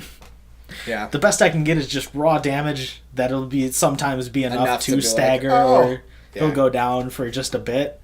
And he was so big that sometimes like his movements are like, oh no, like slow like that. And you can get off a good blast. But when I did it solo, I got the shit kicked out of me when he started doing it, and I was lucky enough to just like I max potion and then I would get like a massive hit again and max potion and then I was good. Yeah. And then he moved areas and he only has 2 areas that he goes to. There's like Birth Nest and then he goes to this weird crystal place, other crystal place, because they're both weird crystal places. Yeah. And then it's the longest fight there alone because you can't get like there's times where he will. Oh, also in his new form. Whenever he moves, he trails lava behind him that will catch you on fire. Randomly starts happening. Just sweet. I guess he just has so much energy that it happens. It's cool. It's like heating he definitely didn't need that, but cool. Yeah. I understand when his beam does it. Yeah. Because like he'll go up and he'll do this like beam attack where he's like a laser and shooting beams. Yeah. Yeah, and then like he sits on the ground and he just lasers like this like cone in front of him and. He's vulnerable during this time because you can dodge the beam pretty well. Yeah, it's not but that at the bad same time, to get to him... A little harder. If you want to get to him before he does it, you're good. Yeah. If you don't, you have to go through 2 lava fields at least. You gotta walk across the pond, or walk around the pond to get to him. Yeah. And it's just like... man. Pretty hilarious. Yeah, so alone, I finally beat him. This is a 50-minute quest, and it got down to because there's really no you see there's a little clock in the corner, and then it only like you get this warning it's like 10 minutes left. And I'm yeah, this was hilarious. Shit. Yeah, and it gets down to like 5 minutes left, and I'm like I die, and I'm like oh my god, you have no time. No, and like I died right as it was like 5 minutes left. I'm like. Is that even enough time to get there? It is. You get to like a hitching post and you fly right in. It's fast at least. I drop in and I start wailing on him. And at this point, I'm just like, it doesn't matter if I die again because I'm not going to finish this on time. And I start wailing away and barely dodging things. And I get the final blow in. Like I stab up, I miss. And I'm just like, fuck it, shell him. And then it's like, whenever you kill a monster, you get this big camera movement. Like it flies around and looks at the monster dying, and I'm literally in tears. I'm like, thank fucking God. If I had to do this again. And I look at the time. Example of this game, an hour-long hunt. I look at the time as I finish, and it's 49 minutes, 53 seconds. Yes. I had 7 seconds. I am glad that they didn't make it so that like you beat the monster, but you still run out of time. I would die if they did that. Yeah, that would... Because it's like 7 seconds. And then, like, even after that, I was worried because normally a monster will give you 3 carves. I just kept, like, carving away at this guy, and it got to, like, 20 seconds. I'm like, am I going to get all the carves out of this guy? Like, how many does he have? And then I still had to get the tail that I cut off. It's like, I carved it once. I'm like, okay, and there's 10 seconds left. And then like, it still says I can carve it. I'm like, no. Come on. Yeah. One more carve. Yeah, that was fun. I loved the fight with multiple people. It's really fun. It was nice because with multiple people, because he'll aim the beam towards someone. Yeah.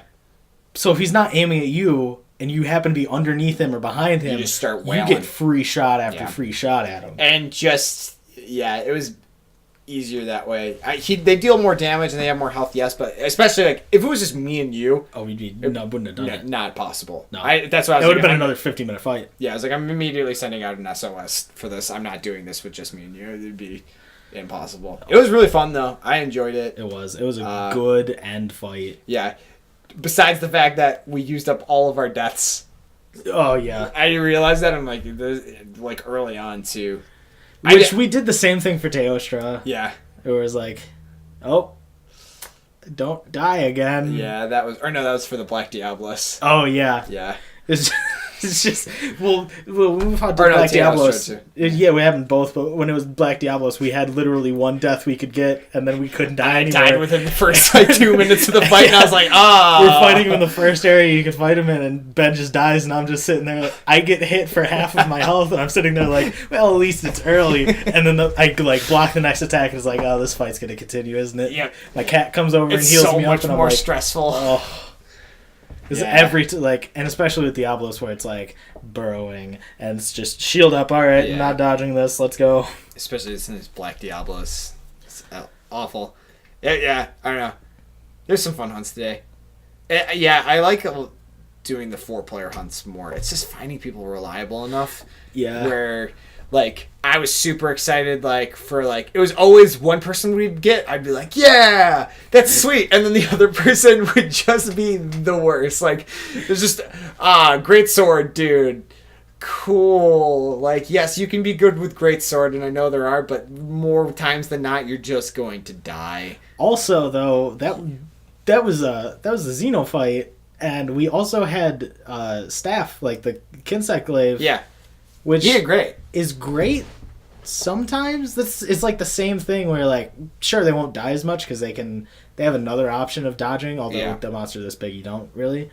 But at the same time you don't get as much damage if you can't use it right. Yeah. At least with that monster though, it's big enough that like when you're dodging and hitting, you're like bound to freaking hit this thing again while you're flipping. But staff just knocks also me over with too much. if it didn't happen enough because the monster was big enough where if we knocked him down, I would consciously avoid wherever the insect glaive was going because he can interrupt my wyvern fire. Yeah, I don't understand why he is like certain weapons they gave way more stagger to. Don't dual blades stagger a lot too? Obnoxiously.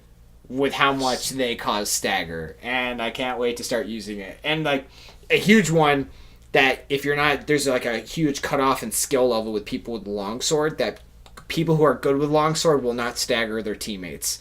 But longsword is these huge sweeping swipes. All of them will stagger you if you get hit by them. He just like will carve through. And glad I used it twice and was like, no. Yeah, because I would be the guy that's going around. I'm going to hit him, you knocking everyone on their ass. You got to know about positioning with longsword. Like, charge blade's not that bad. Yeah, it's only when you're in axe form that, like, I'm wary of, like, keeping my shield towards you and the monster. And my axe form only comes out only comes out when it's like, all right, we've knocked it over. Yeah. I'm just going to go up in wyvern's fire. Most of the time I try to stay away from where you are, but a lot of the time you end up in front of me somehow. It's because I'm the one blowing you away. The elemental discharge swings me back, but then when I go with my overhead crush, I move forward, crush through, and then anytime you switch back to sword and shield mode, which it automatically does, you do the spin. Oh, so every time I spin forward right to the face of the monster, right where your wyvern's fire is, and we like time it out perfectly that my elemental discharge lands right about when your wyvern fire is about to go off, so I always get blasted in the face by you. And it's hilarious on my screen because you just like ragdoll away a bit and then you just get right back up. It's like no damage. Yeah, great, I'm on fire. Yeah. Didn't just get exploded with like 300 damage. Yeah, it's funny. I never mind it. Save me sometimes. Yeah, so you don't get like the roar, the swing up. That's the thing with switch axe and greatsword. You can knock people into the air, just straight up go like send them flying. Oh yeah, through the air. But I think they added it recently into this game, or maybe one of the newer games where they put aerial combat in. If you press an attack button while you've been flung into the air, you can come down and do mounting damage to the monsters to jump on. By the way, you can mount the monsters in this game and like stab them on the back and knock them over. It's awesome. We don't just do it too often. Yeah. It's hard with the Elder Dragons to like find any perch to like jump off. They'll just destroy the perches. Yeah, and they're already in flat areas. Yeah. It's great. They really want it to be a literal level playing field, except for the fact that they just kill you. Yeah. Not fairly, but fairly. I don't know. Teostra's the only one that's questionably like. It's Kushula. I don't even mind Teostra as much. It's fucking Kushula Deora drives me nuts. I don't think Kushula... Does Kushula have something that excuse me. Not the insta-kill, but the tornadoes are just infuriating. They're like knocking you down... And then you're like, how do I stand? And it's like, he literally just turned sideways. He didn't even attack. Most of his attacks didn't cause that wind thing. It was literally him, like, rotating 90 degrees. And I'm knocked over, and it's like, where do I go now? That was fine. I hated most of the fight. stupid. It made me so angry. I shielded and then it was like heavy, or I don't know. Yeah. He's down. My character can shield, but he can't like attack from the shield position, so it's just different. Where if I try to attack from my shield position, I shove my sword into my shield, and now my shield has become an axe. And I have no shield now. And now I no longer have a shield, and I am slow, very very slow, powerful, but slow. You want to talk about slow though? It's slow going as a lance. Yeah. Even the fun lance. Yeah. So much power, so much defense. You got to lose something. It's mobility. It's hella mobility. Yeah. Yeah, get ready for your sword and shield. Oh, man. Be hopping around like a little cricket, but man, your damage output is not going to be what you want it to be. I don't know, because I'm going to be swinging way more than I do. Potentially. Yeah, that's the idea. Hopefully. That's the idea, that you're in the fight more, so you will get more damage output, but at the same time, like, you're healing more often because you don't have the shield, so you'll get good enough with it that you'll be fine. Yeah. There'll be a learning curve, but that's the point. You're supposed to have this. That's the most rewarding part of the game, is like getting over that hump of like, I have a mastery of this weapon I use, you know? Yeah. It's so, I just love shields. Yeah. Oh. Yeah. That's why they were used in medieval combat. Beautiful things. Yeah. Game of Thrones got it all wrong.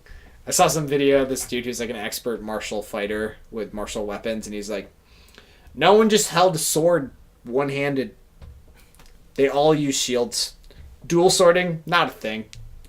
I mean, it's cool, though. I mean, I get it. Yeah. It's cool. Like, Jon Snow at the Battle of the Bastards getting charged at. Spoilers. I haven't really spoiled anything. But anyway, if he's holding a sword in two hands waiting, much cooler than I got my sword and my shields and, like, waiting for it, you know? Yeah. And, I mean, that's how it goes, though. They're definitely not trying to be accurate historically. Oh, yeah. It's fantasy. Yeah, it's cool. Besides the point. Anyway, yeah. Go buy Monster Hunter if you haven't. Absolutely. Holy crap. It's worth every penny. You'll get, I mean, I felt like, man, am I already kind of done with this game? But then I looked, I'm like, I've dumped over 100 hours into this game within 2 weeks. Yeah. That's a good amount of time, and I've enjoyed it all. So. Like, doing, doing even 2 hunts a day, it would take us, like, story progression 2 hunts. Yeah. Yeah. Probably be a good, because what? I can't even think of how many missions we've done for the story. I mean, every monster has one. You can look pretty much. You can look at all the assigned missions and just see, like. So it would probably be. It's only like 20 missions. Yeah, 30 missions. Probably like half a month. There's only 26 monsters in the game. I think that's what I heard. All of the AI has been so, like, that's less than a lot of the other games, but the AIs have all been changed based off of the environments and how in depth everything is now. But they're going to be. Also, beautiful thing about this game that is going to be refreshing to you if you've played any modern AAA titles, like, no loot boxes, all DLC is free, and all DLC is not like, oh, here's a freaking new skin DLC. It's like, no, here's a new monster we're adding into the game. Yeah. Free. Take it. It freaked me out when I went to buy the game, pre-order it at GameStop, because the guy asked me, he's like, do you want to get the season pass with it? And I'm like, oh, is this season pass, like, do I need to pay for online for it? Or yeah. It's like, no, it's for, like, future maps. And I was like, sure. And then he went and looked for it. He's like, oh, it's not showing up. It's not showing up here. And I'm like, makes sense, because I didn't think there was. It's not a thing, you idiot. It's not a thing. It's Capcom. You poor soul that doesn't understand that they're above that crap. It just assumes, yeah. Oh, man. That free, like, I was like, I mean, I'm paying for it right now no matter what. Right. But if it's a thing, I'm not going to be happy. They're probably not going to put any more maps in anyway. But with monsters, like, all monsters free. They are doing skins, and all of those are free as well. But they're, like, cool skins where it's like, they're going to put Ryu from Street Fighter in. They're doing the girl from Horizon Zero Dawns, and You can even get your Palico to have the armor. Yeah, I didn't care about that. I did the mission once, and I was like, But like, I had my Nergigante armor when I finally went and looked at it. So I'm not going to make him not look like a little devil. That armor is pretty cute. Also, you get a cat in this game. Oh yeah, he's gonna be like your little son or daughter or best friend. He is brother, sister. He or she is the most adorable little thing. You can get them their own armor and weapon. Oh, and you can get tools to let them, like, Ben's has like bongos and like a horns, pipe. Yeah, and like he plays sick beats for Give us. You buffs. Yeah. It's awesome. Mm-hmm. Like they're real customizable. Like, oh yeah, the furs, the way they look, eyes, ears. I mean, like they're almost as in depth as your character creation. I made it because I made mine modeled after my outdoor cat Jet, Mole Ember's mama. But I also made my character. She has like one really crystal blue eye and then one like bright pink red eye. So I just reversed them on the cat. Nice. It's nice. Yeah. The cats are cute. Cats are great. Yeah. They'll be there for you when no one else is on your solo runs. To be just you and the cat. And they'll be there with you and your one friend when you do your duo runs, but then you get a third friend, they're like, fuck you guys. No more cats. You don't get cats. Which sucks, because my cat has like sweet stuff now. Yeah. My cat is a hunting horn, basically, minus having to force someone to play hunting horn. I was thinking about, I think we both were thinking about, I was like, oh, we could do hunting horn. It'll always be in the back of my mind to make a hunting horn, even though I hate and kind of love it. Because it's such a cool idea. It's so support, a bit like heavy. Yeah, like, but super offensive if you're good with it. Hunting horn is a melee weapon mixed with DDR. Yeah, it's a good way Think about that as a game, okay? Where you're very conscious of, like, you have all these combos you can do, but each one gives you a different buff when you actually play the horn. Yeah, you have to. And it gives you and people around you buffs. And every single horn that you can make has a different set of melodies that you can make out of the combos, so it's just so... And then that has a huge upgrade tree of just... There are so many options. Yeah. I knew they were going to do it because no one plays hunting horn. So then as soon as you said that, like, because we were joking about it before we even looked at it, we were like, hunting horn probably has the biggest tree. And then you looked at it, you're like, hunting horn has a huge tree. Yeah.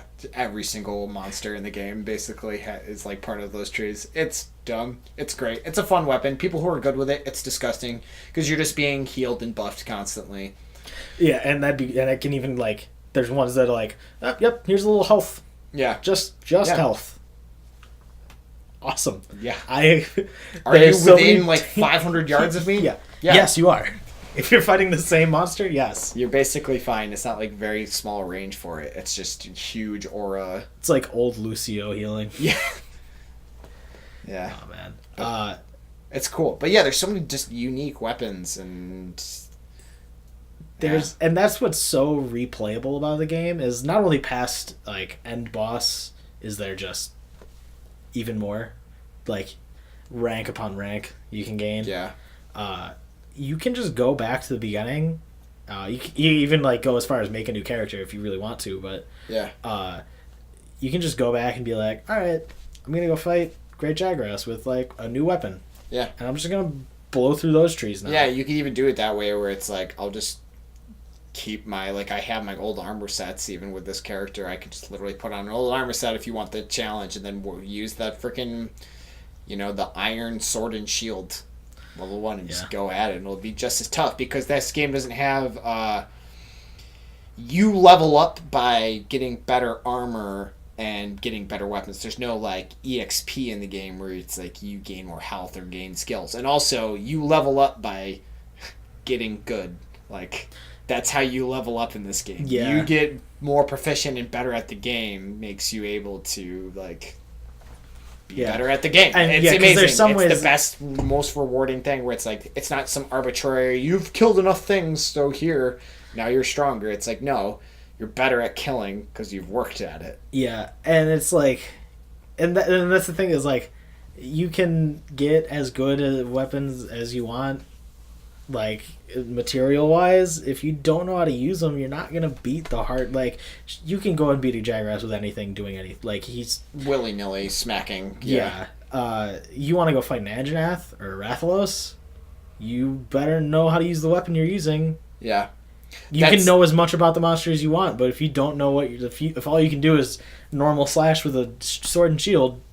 Yeah, there's so many hidden moves that are like not told through the game. But like that's the thing. Like they consider, especially like Gunlance is a good example about like unloading all the shells at the same time. Like knowing like if you weren't told exactly how to do that, that'd be hidden to you. But like Charge Blade is considered like a beginner's trap because Charge Blade is such a foreign weapon of how do you get the charges into the shield and how do those get transferred into your sword to do stuff. Do you even know that the charges can be put in the shield? Or the sword. Like, yes, those are those icons there, but how do you know what those mean, you know? So it's like you fill out the files and you're like, oh, that's for when you hit circle, when you have the axe out and it does the one move. It's like, yeah, but it's also 10 times more powerful if you like convert it, and then you have better defense and better attack, and it's just so much.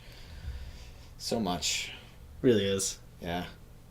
It's not like the Switch Axe where it's kind of just like beat the piss out of the monster. Yeah. Beat him some more. You're powerful now. Go beat him some more. Yeah, Switch Axe is one that like, but even I didn't know everything about the Switch Axe at the beginning until I knew like, oh, you can supercharge the blade. And don't you weren't you just like hitting triangle and you're doing a thing, and if you just kept hitting it, that's how you charge it and make the explosion? Yeah, but before the tutorial I watched, I just would just like tap triangle and just do this little explosion. Yeah. And then I was like, that was weird, but okay. And then I learned it's like, oh, you rapidly start pressing triangle now, and then you just release this like huge explosion. Yeah, this explosion that literally just blows everyone around it away if they don't know it's coming. Boom Squad. Yeah. That's the real origination of Boom Squad was Ben blowing the shit out of me with his attacks and me blowing the shit away of Ben with my attacks. Yeah. And like Switch Axe is so cool because like when the blade is, I'll just say it's when the blade is hot. Like when you switch into blade mode and it's glowing, you can use that explosion move where you like supercharge it, but when you do the lunge forward with it, you can literally stab yourself into the side of the monster, and then you'll be like moving with it, and then you can blow it up. Like, it's just so cool. I'm like, we're just jumping everywhere with it, but Monster Hunter's a great game. It really is. Yeah. I'm glad it's doing well. Play it. I'm glad it's selling well. Yeah, there's so many people streaming it. Like DSP Stanky streaming it. Yeah. Barry Kramer previously from Game Grumps streaming it. Yeah. I think, who was it? I saw someone else doing it, but there's plenty of people doing it on YouTube. Pro Jared has like a bunch of videos. He just like puts up like a hunt he did. Yeah. I think Susie's even doing it. Probably. It's awesome. Yeah. It's such a fun game. It's a huge multiplayer game that isn't about fighting other people. Yeah, on the internet. PvE. It's There's no PvP. People. Yeah, it's very. I mean, you'll still get the occasional troll who will just come into your game and die purposely, so you fail. Or you have people that get really angry if someone dies and they're like, "You suck," and it's like, I'm sorry that some of these creatures just have one hit KOs. Yeah. It's just. I'm sorry that I'm not flying above him, staff man. Yeah. Some of us are grounded. And moving very slowly. Moving very slowly and can only block in one direction at a time. Fuck you. Yeah. Yeah. But yeah, and also we finally figured out how to make squads.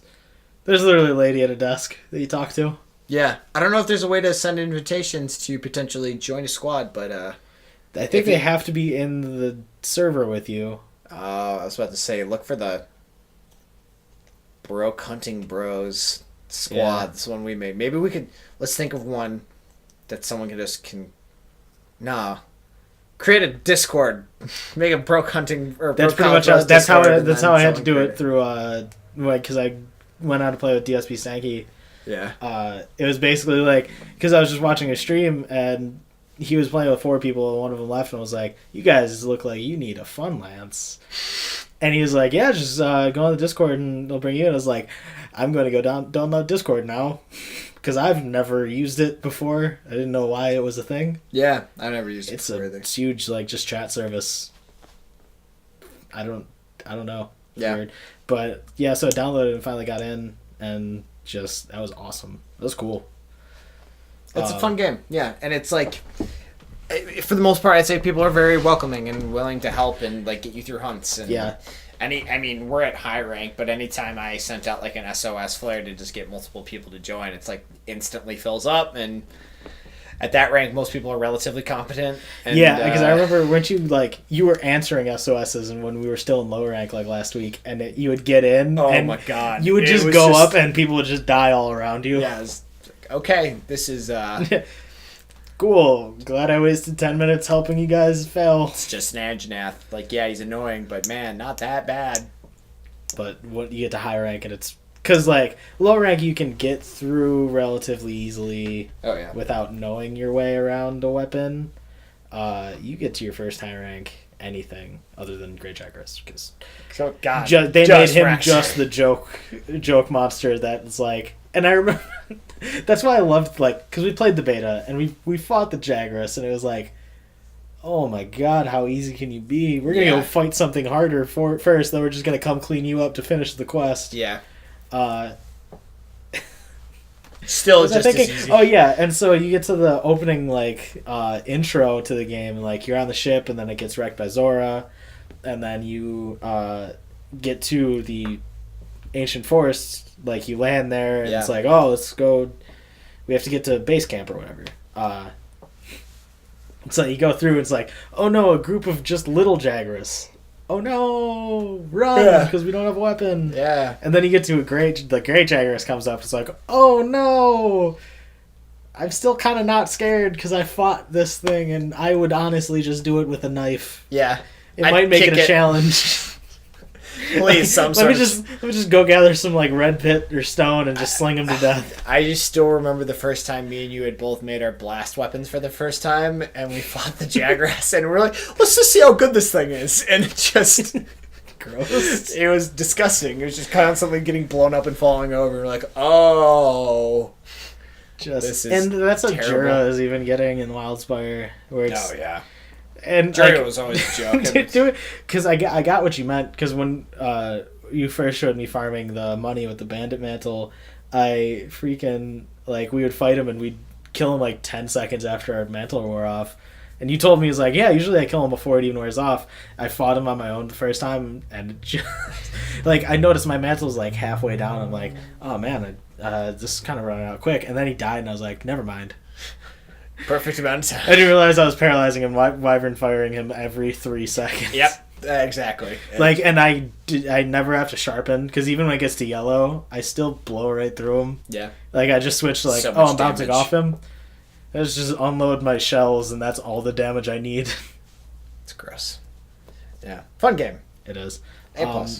Overwatch is fixed, mostly. Yeah. Character-wise, at least. Overwatch is fixed because they just ended an era. They mercilessly destroyed Mercy. Yeah. Again.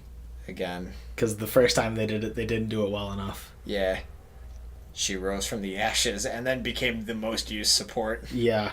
It's like, Mercy's kind of like overly used, isn't she? Yeah, she's getting kind of annoying with her ult. Let's change it. Mercy's getting overly used, isn't she? Yeah. Let's kill her. Yeah. With nerfs.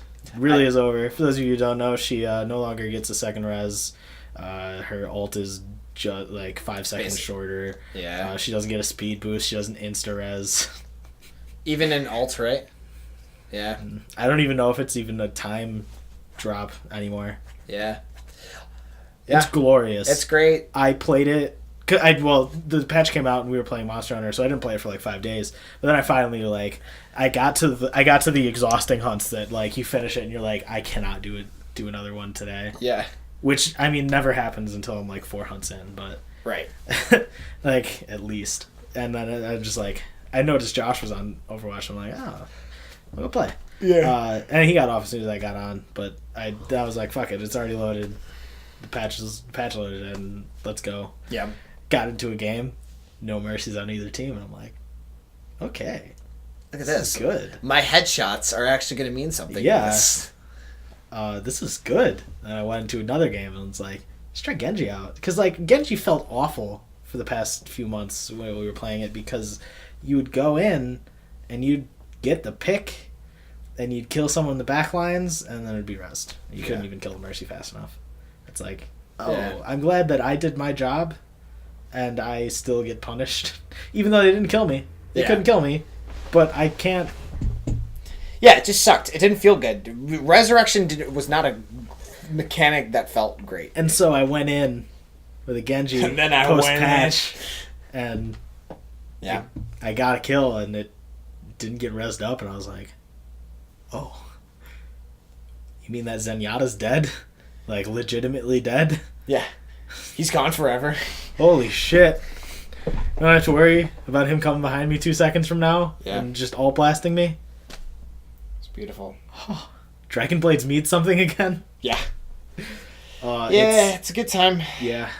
Moira's broken, but it's fine. She's not as broken. Yeah, I remember Siegel was saying it's like, that it's a great time for, like, it's like that meta is finally over, and it's like, now with Moira, basically the point he said it was just, hopefully this doesn't actually become a worse meta, because he's slightly terrified with just the quad tank meta now probably coming into prevalence.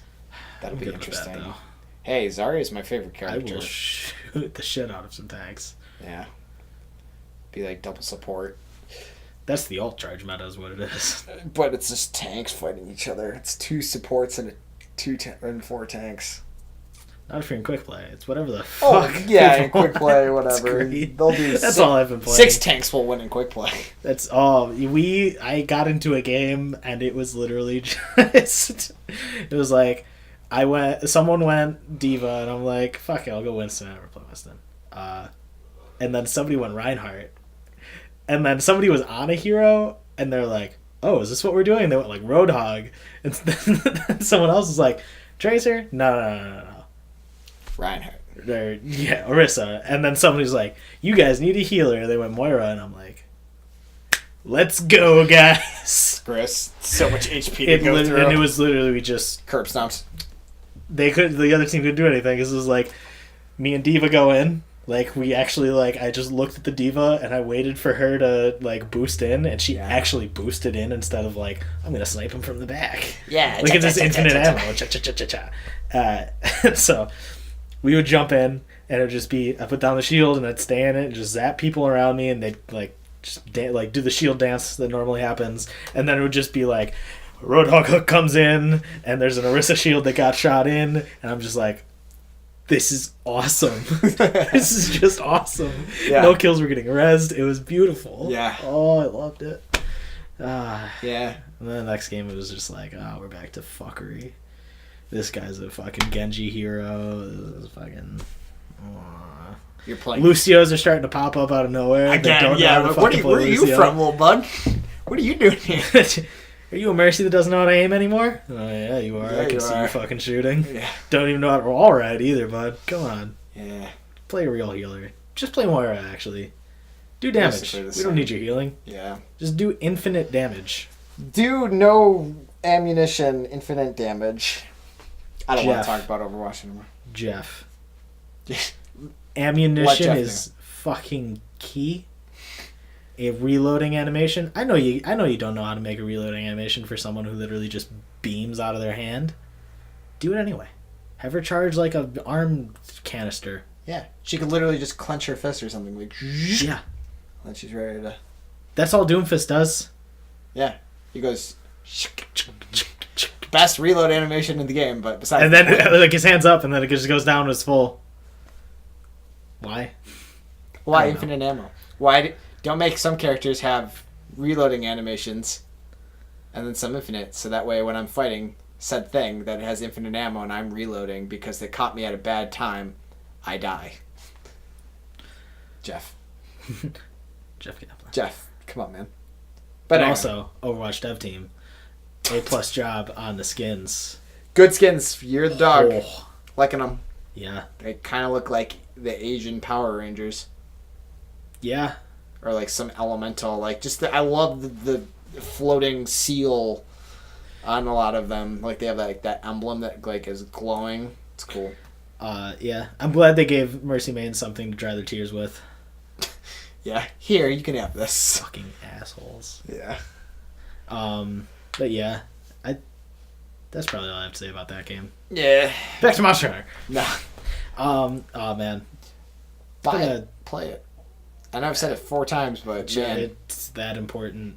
I remember it was like, I'm gonna say this after every podcast now. I remember before Monster Hunter, I was like, buy Monster Hunter. Buy Monster Hunter.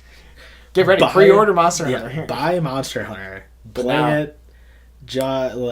Enjoy it. Sponge in the beautiful scenery that you just if you ever see a Zoob or Kroe, you know who they are. You definitely know who Kroe is. Zoob's me. I'm Zoob. Yeah. Don't ask. If he's got his cat with him. Good old CJJ. Yeah, CJJ. Carlton Jr. He's the best cat, most famous cat in the land. I think Jet Panthera III has something to say about that. Maybe. I don't know. He's really tearing up the music scene right now, so... Oh, man. His DJ skills are through the roof. Speaking of music scene, Childish Gambino released 5 songs. What? Yeah. They're awesome. What are they? Rap or... Rap. They are? Not like his R&B stuff? No, it's not. I would have loved more of that, but... Yeah, I'm fine with either. Yeah, it's rap. It's like his other albums. It's freaking awesome. It's on Spotify. Alright, bye people. I'm gonna go. What are we at? 2 hours. Nice. Yeah. It's good. Monster Hunter filled a good time slot. An hour and a half. Yeah. It's fine. But so go buy and play Monster Hunter, and go listen to Childish Gambino's album because it's mini album. I don't know what to call it. I don't think it's an actual album. Probably not. It's 5 songs. Childish Gambino also is in the new Han Solo movie. That looks like the only good part of it. So yeah, literally the only reason I'm really going to see it. Who's playing Han Solo in it? Some dude. Cool. That looks nothing like Harrison Ford, which I'm okay with. I know it doesn't have to be spitting image stuff, but as long as my biggest thing is he doesn't seem like he has the charisma of Han Solo. So I'm a little. I think it's weird. It's a trailer though, so yeah. Who knows? I'm not super excited for it. I'm excited for the next Avengers movie. I didn't realize I was. Black Panther's coming out. It's out. Pretty sure it's out. I thought it came out tomorrow. Maybe I was seeing because I saw it comes out the 8th today. Yeah, so it comes out tonight. Yeah, because I saw reviews, it's incredible, and then it didn't click with me that's critics early viewing seeing. Did you know who wrote the music? No. Kendrick Lamar. Yeah. Oh man. Oh yeah. I don't have enough money to go see movies. Kendrick wasn't gonna write all the music apparently until he saw the movie and he's like, I'm going to write the music for this entire film now. Oh yeah. Oh yeah. And you saw Creed with me, right? Yeah. That's the director. It's the same. I thought you said Kendrick Lamar was the director. Kendrick Lamar directed Creed and is also. What the fuck? No. It's that man. No, but the dude who made Creed, which is a freaking incredible film. Yeah. He did this movie, and I love Creed. Creed's one of my favorite films. That movie, because I wasn't excited for it because I was like, it's a Rocky punch 'em up boxing movie. Yeah, just a spin-off. Then you see it and it's like, this is awesome. Yeah, this is a beautiful movie. Yeah. Yep. It reminds me the most of the original Rocky, where it's there's a couple scenes that have boxing, and the rest is more of it's just more of an emotional film. Yeah, a drama, if you will. Drama. Yeah, but he made freaking Black Panther. That's why Michael B. Jordan's in it as Killmonger. I'm so excited for it. I love Black Panther. I remember it was Black Panther is my favorite. He just looks cool. Yeah. He's just a cool looking dude. I would love it if, because I'm taking, for humanities credit, there was an option to take a class called Blacks in Films at UB, and I assumed it was going to be something I'll just talk about a movie. I didn't know how that was going to be a 3-hour class. I did not assume that it was just going to be, here's a movie we're watching today. watch movie, and then talk about it for like half an hour afterwards. That's all the class is. I would love if Black Panther could make it into it. Or just like, can we go to a field trip? Yeah. Black Panther, please. That would be awesome. Yeah. It's not going to happen. The whole, awesome. And it's cool. Like, Black Panther's going to be like the first, like, basically full African-American cast for the film. Like, it's just cool. I'm really excited to see that film. Yeah. But yeah, Kendrick Lamar did all the music.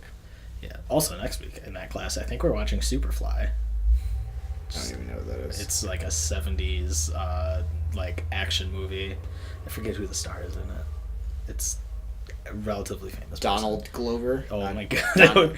I would lose my shit. Because there's Donald Glover. I don't even know. They both have like the same name, but there's like an older dude whose like name is Donald Glover as well. So I was like, is that Donald Glover's, like, I don't know how they're both spelled the same, but I think one's like Donald Glover and one's Donald Glover. I don't know. I don't know if it was his son, but I don't think it is. But it's a cool ass movie. Cool. So except for that. Yeah. Because the past 2 weeks it's been documentaries. Yeah. Yeah, like last week was Classified X, which is Malcolm X. No, it's Melvin Van Peebles, director of Sweetback, which is another 70s like black action movie. And it went through the history of like the misrepresentation and underrepresentation of black people in films. Yeah. And like exploitation of them. And then this one we watched this week was called The N-Word. It was a documentary from like the 90s or 2000s.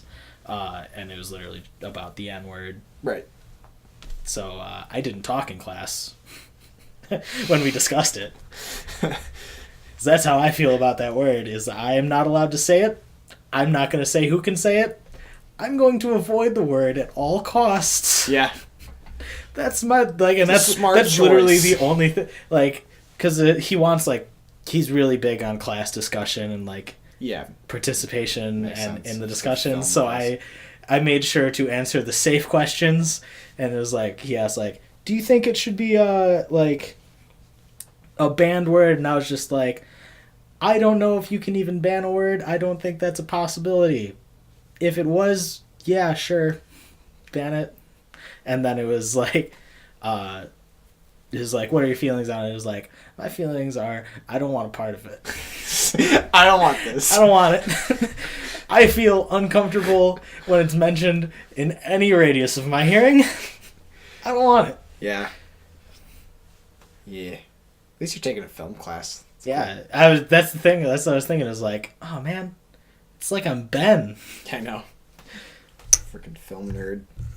Go watch movies. Blade Runner 2049 is probably out on DVD, and like I need to buy it. I kind of asked for it for my birthday, but that didn't happen. Like, no, you're getting like one thing. $60. That's how my birthdays usually are. If I even like ask my parents for something, like last year they were. I never asked for a lot. Like I don't think I asked for anything last birthday. I can't remember honestly what my parents got me, if anything, before. Like last year is the only thing I think of, and just because my mom just went out and like bought me new shoes, bought me like a pair of pants or two, like a bunch of shirts, and I was like, what the fuck? Yeah. Bought me a pair of work shoes that lasted all of like a week. Get a job! Immediate, like, she got me those because my shoes were just atrocious before that. Yeah. Like the bottoms were falling off of them, and like there was acid like burnt off the. I used them for when I was chemical cleaner. Yeah, at the school job. So that would it would get on my shoes, and there would be like a hole here, and the lace actually just burned off at one point. Nice. On both shoes, and it was just like it was definitely not safe to work in them, like especially at Oddfellows where it's wet floors everywhere at work. But mom was like, "Yeah, we're good." I threw those out already. Like she threw them out like as soon as she knew I was gonna open those shoes before I was gonna work again. That's hilarious. Because I'm sure I was used to the smell, but they probably smelled too. And then the shoes she got, they were like $10 Walmart shoes, which I had bought before, and they did the same thing where it's like 2 weeks after I break them in, the bottom's off. Yeah. Just from straight water getting into them, not even chemicals. They don't have the best seamage. So now I'm using just like real Nikes. Now I'm wearing again. garbage bags. Yeah. No, now I'm wearing like real tape. old Nikes, and they're keeping together surprisingly, because Nikes do not last well with people who work there. These have lasted me a good amount of time, and on top of being used as shit. There you go, before. Nike branding. Yeah. Don't Support us, Nike. But also, like, don't get Nikes because they suck for anything. They're great. They're the Nike. We love the shoes I have now that are Nikes are actually really nice feeling on my feet. Like Yeah. I can walk around in them and not feel like my feet are dying. Are these the high heels? Huh? What? What? Nothing. All right. I wasn't sure what shoe you were talking about that you recently got. Oh, yeah. No. Not the stilettos. Okay, my bad. They're nice. Nike still The Nike stilettos, yeah. They got that For bounce. They got that air bubble For all of your for sports the formals. extra jump. Yeah, they're nice. They're nice to walk around in. I can't say like for like walking around city walking. Like my shoes that I wore in Chicago killed my feet by the end of the day, and we didn't walk that much. Well, it was like half a day of walking maybe. I live in gym shoes. I would, yeah. Your shoes seem like they would be great for walking. I highly recommend Reebok Nano shoes. They're just trainers. Are you talking about my like Nano, like my Reebok ones, or are you talking about my Nikes? The ones that we went to like Dick's and So my Reebok ones, Yeah. yeah. Those like Nano. So Reebok has like a real like ton of trainer shoes, and they've perfected trainer shoes, but they're also just super comfortable to wear. Yeah. For walking, I don't know. I have really good feet, so I don't have that kind of issue. We've talked about how my Yeah. feet are trash already today. I have like really good arches in my feet. Like Which maybe I'm shitting on Nike for no reason, but there are other shoe brands that I've worn that don't do that. Like I can walk in them. Yeah, I don't know. I have never had problems with like the shoes that make my feet hurt, except for like dress shoes. But it's not even like the bottom of my feet will hurt with dress shoes. It's just my ankles will get torn up because like the hard My dress leather. shoes. I mean, my foot got ran over, so that might have helped. But I hate walking in my dress shoes. Did I tell that story? Yeah, I you did. That's fucking. Listen to other podcasts for that nugget of gold. Yeah. Won't spoil it for you, but someone ran over my fucking foot. And not ran over it, stopped on top of it, and backed back on Oh, shit, I really messed up here. Let's pause for a second. Let's pause. Think Are you about our sure actions. your foot's ran over? Yeah. Just remain I'm calm. really calm right now. Yeah. Try not to scream. Car on my foot. Yeah. But Josh, my brother, because he has to wear nice shoes, relatively nice shoes when he's on the floor at the hospital if he's there, he actually has a pair of Crocs that he says are the most comfortable things he's ever worn. My dad has several pairs of Crocs. And They have like fur in them, and yeah, I don't believe him, but at the same time, he seems right. oh, does he have like those leather half dress shoe Croc yeah. thing? I know what you're talking about. Yeah, I think they're just meant for comfort. But also, my mom got him a super nice pair of dress shoes, like real nice, looks like super comfortable for Christmas. Yeah, and I watched him open them. I'm like, oh man, Those are sweet. I want those. Yeah. I don't dress up ever, but I want those. I know, seriously. We're going out with our buddy tonight, and like he just said we're going to some event or whatever, and I'm that's like, why that's why I grabbed this, like, Yeah. because it's casual enough to not look like a fucking dweeb if it's not. That's why I'm like wearing jeans, and I never wear jeans anymore. I've been like, I wore sweatpants to school once in these past like week and a half. Yeah, that's a record. I am constantly. I live in gym shorts and sweatpants. I'm a trainer. It's just my life. But I've worn jeans, like, because I finally have pairs that fit nice enough and like they feel good. Yeah, it's not like I'm constricted. My thighs have room to move. They breathe. I fucking hate it. Like, because I'll get something. It's like, excuse me. Gross. So I'll get a pair of pants and it'll be like it's like the waist is perfect, the length is good, but it's literally killing my thighs.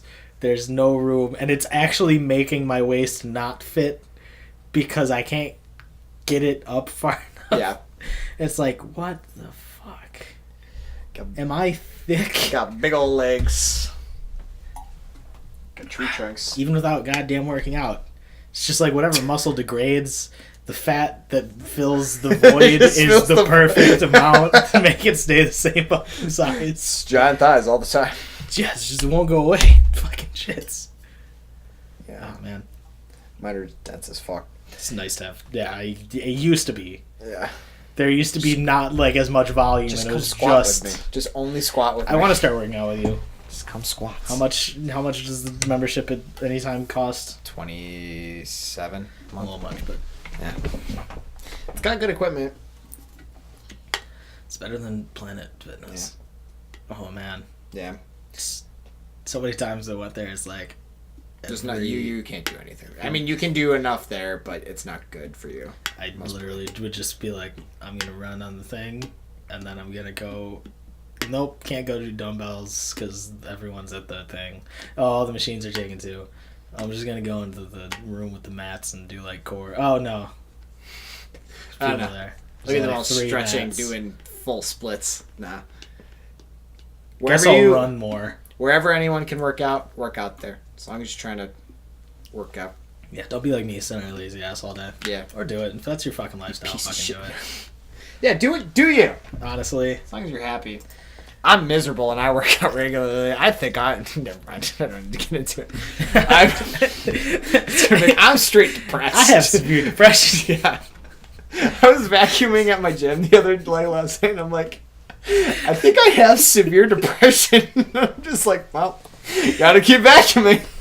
I've had those feelings before, and it's just like, and it doesn't hit you, and then it does, and you're just kind of like, is this happening? Yeah, I'm like, I think I'm depressed. This is I haven't felt this bad. Yeah, I'm like, I feel terrible. But now I feel terrible, and I feel like I should have felt terrible for like 3 days. Yeah. Or 3 fucking months, whatever the fuck. Yeah, I'm like, have I just been feeling like this for like the past 4 months, and am I just not happy? Right. I don't know what's going on. Whatever. But yeah, I don't know. Be happy. Welcome to my last 2 years of life. Yeah. Be happy, people. Yeah. Don't make stupid decisions and try, or even if you do, just learn that you can move on from them. It's okay. You really can. Yeah. You move on from anything. You don't know how fucking amazing you are until you fucking actually tell yourself how amazing you are. Resilient as fuck. Yeah. You are like, you don't know how much you survived. Until like look back at any time where you thought like this was there's so many times where I hated where I was in life, but now I don't even remember those times anymore. Like I know they were there, but it's like wow, I don't remember those times. Oh, look times at me. have gotten so much. Yeah, now I'm still depressed. Like, I've gone from having social fears and anxieties to just being not wanting to be around people, but like wanting to be around people, but I'm just not like. Yeah, emotionally I've gone through so many of those phases, but we don't need to talk about depressed people on the podcast. Yeah. But just like, I don't know, realize where you're at, realize where you want to be.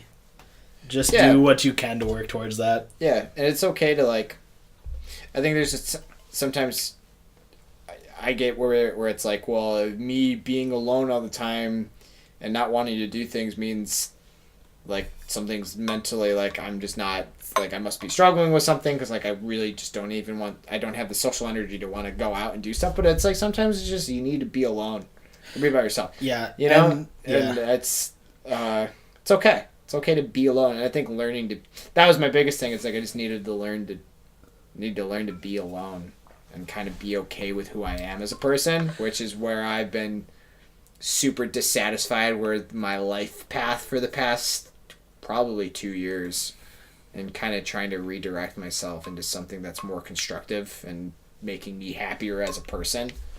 So, just I've realized that I still want to be a doctor. Yeah. That is like, I mean, and it's been my goal since 7th grade, but because of that, because I've had this idea in my head for, what's that now? Almost 10 years. Yeah. It's like, I've been on the same path, thinking I have to do the same thing for that long. And I kind of realized the other day that it's like, man, if I could just do like a YouTube channel or do a Twitch stream for a living, I would hella want to do that. Right. It's funny because we're both like kind of we approach this from two different angles, but have the same mindset. Then, where it's like I don't have any sort of point that I've been directing myself towards for a long time, and it frustrates me. And you have this you've known forever, and it's like you're wondering like other options, and like wishing you could. But I know at the same time I've never opened myself up to thinking is this like it's been the only like if I somehow didn't get into college at UB, I don't know what I was gonna do.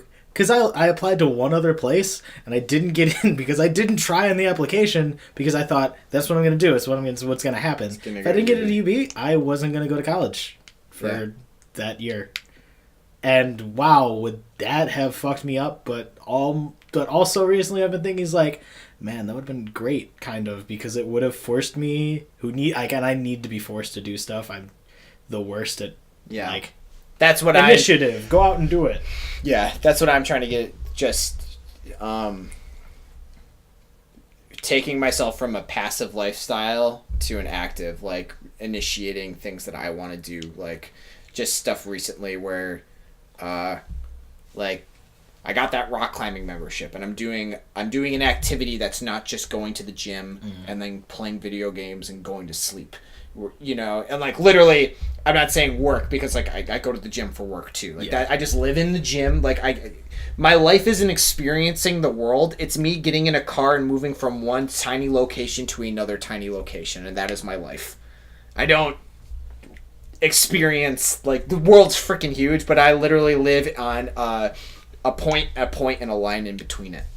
That's my life. That's why. So it's like one of the things that I know that I have to make myself do.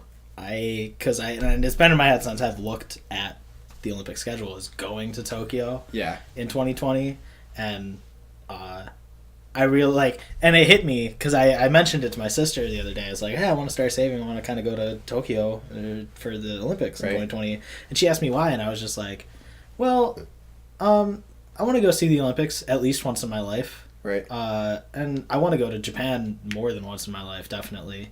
I haven't been there, but I know I'm going to love it. Right.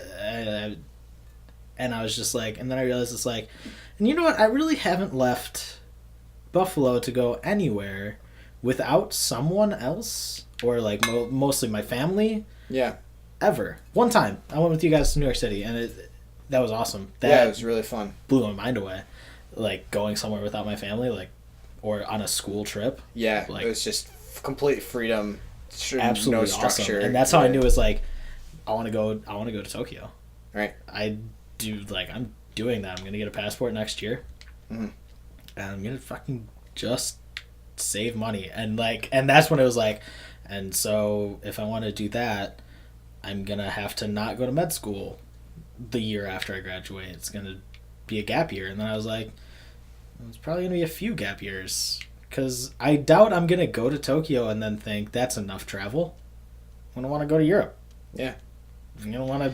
And it's okay. Like, you know? And what really helped that is then I went to my first anatomy class, and the professor had the TAs for the labs come up, whatever ones were available to come to class, and they told us, like, who they were and, like, where they were in school. And one of the undergrads she's a senior at UB. I was like, yeah, I want to go to med school, but I'm going to probably take like a few years off to go and travel. And that's what dinged me, is like, people actually do that.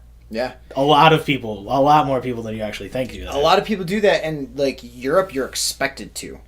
Like, and those kind of, because they like, I remember meeting all these people when I went to, and I have already kind of done a mini trip, not nearly as long as I wanted, but when I was in South America for just a month and in Peru, also very structured. I think it was a good kind of start off point, but like when I met all these people when we went on a like Machu Picchu kind of trip that we also planned out as well, meeting all these like random college students and people that were taking off, and they're from all these different countries. Like there's tons of French and Belgians and Germans, and they're like, yeah, it's just you're expected to not go to college right away. You're supposed to take at least a year off to go travel. So that way you become, like, cultured and learn. And that's what the professor said. She's like, yeah, you know, med school does look for stuff like that. They look for, have you experienced outside cultures? Have you gone and talked to people? It's like, yeah, I want to like, as much as anxiety ridden as I am talking to people, right, for the first time anywhere, I want that. And you'll be surprised, like, and I guarantee, like, you might be nervous at first, but it's the most liberating thing where you, especially if you go by yourself or maybe with, like, one other person or something, going to somewhere and meeting people and you have no one around that has any impressions of you or already any preset expectations from you because they knew you from high school and stuff, and you're just meeting these people and they know nothing about you and you know nothing about them. It's just this, like... It sounds awesome. Blank, even slate, or even playing ground, blank slate, like, field where you get to give the person that you want to be. Like, the person that you know you are inside, where you're like, I'm this kind of person that's like that. I remember that, like, South America, even when I went to North Carolina, like...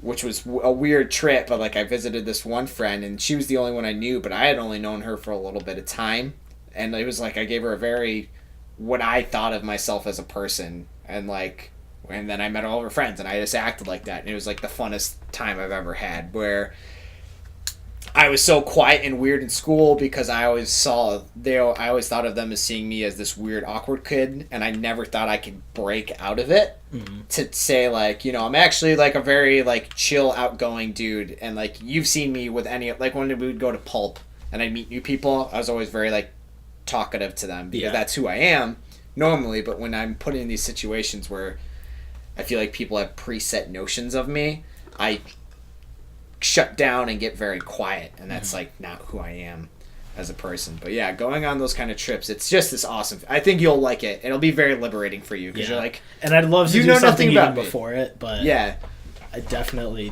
that's the goal. That's a good having a goal like that. Just saying, like, 2020, plenty of time to prepare. And that's like my trip's going to be happening hopefully within, I mean, now like 8 months from now. Hopefully by October, leaving. We'll see what happens to the broke college bros. Sorry, guys. Yeah.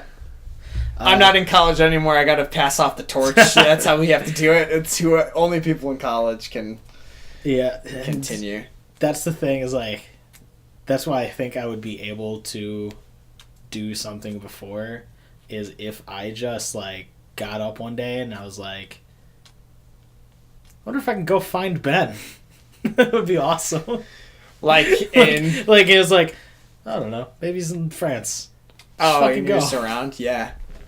Yeah. No, and John, our friend John, he keeps saying it because I've been telling about the trip. He's like, if you're ever, like, in the freaking, what are they called? The English Isles or something like that? Or the British Isles? He's like, dude, let me know. He's like, I'll totally just drop by if you're hanging out there for, like, a couple weeks or a month. And he's like, I would totally visit you. And our friend Casey said she would totally visit me at some point in my trip. And, if you end up in Poland, that's when I would love. That's where I'm heading. Someone put one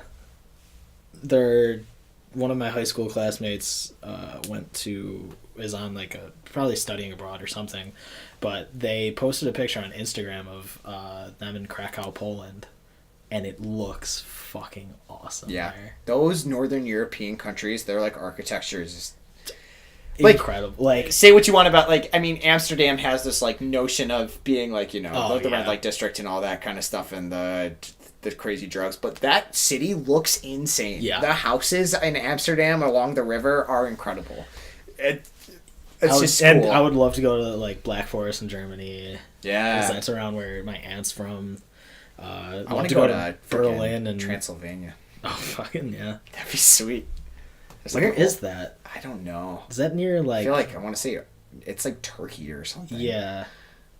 Like, somewhere weird. More towards the Middle East. Yeah, it's more Middle Eastern than you'd expect. Yeah. Something like that, or that'd be cool. But yeah. But I'm going to be, like, as soon as I hit Italy, I'm going to head northeast up, and then I'll be hitting all the northern Europe. I'm going to Hungary. Going to the homeland. Yeah. Apparently, and my brother went there too, but he's like, you have to go to Budapest. Apparently, it's amazing. That city is, I guess, like, an awesome city to go to. So, get to visit. I'll just blend in with all the people that look like me. We'll be all, like, dark skinned, dark eyed. And then I'll come on and it was like, blind everyone with my whiteness. A little more north, buddy. You gotta go a little bit higher. Whoops. Wrong country. What a Polish move, right? Yeah. Oh, man. Oh, Poland, never knowing where to go. Never knowing when to stop using horses because everyone else has tanks. Yeah. Oh, You'll get there. Poland.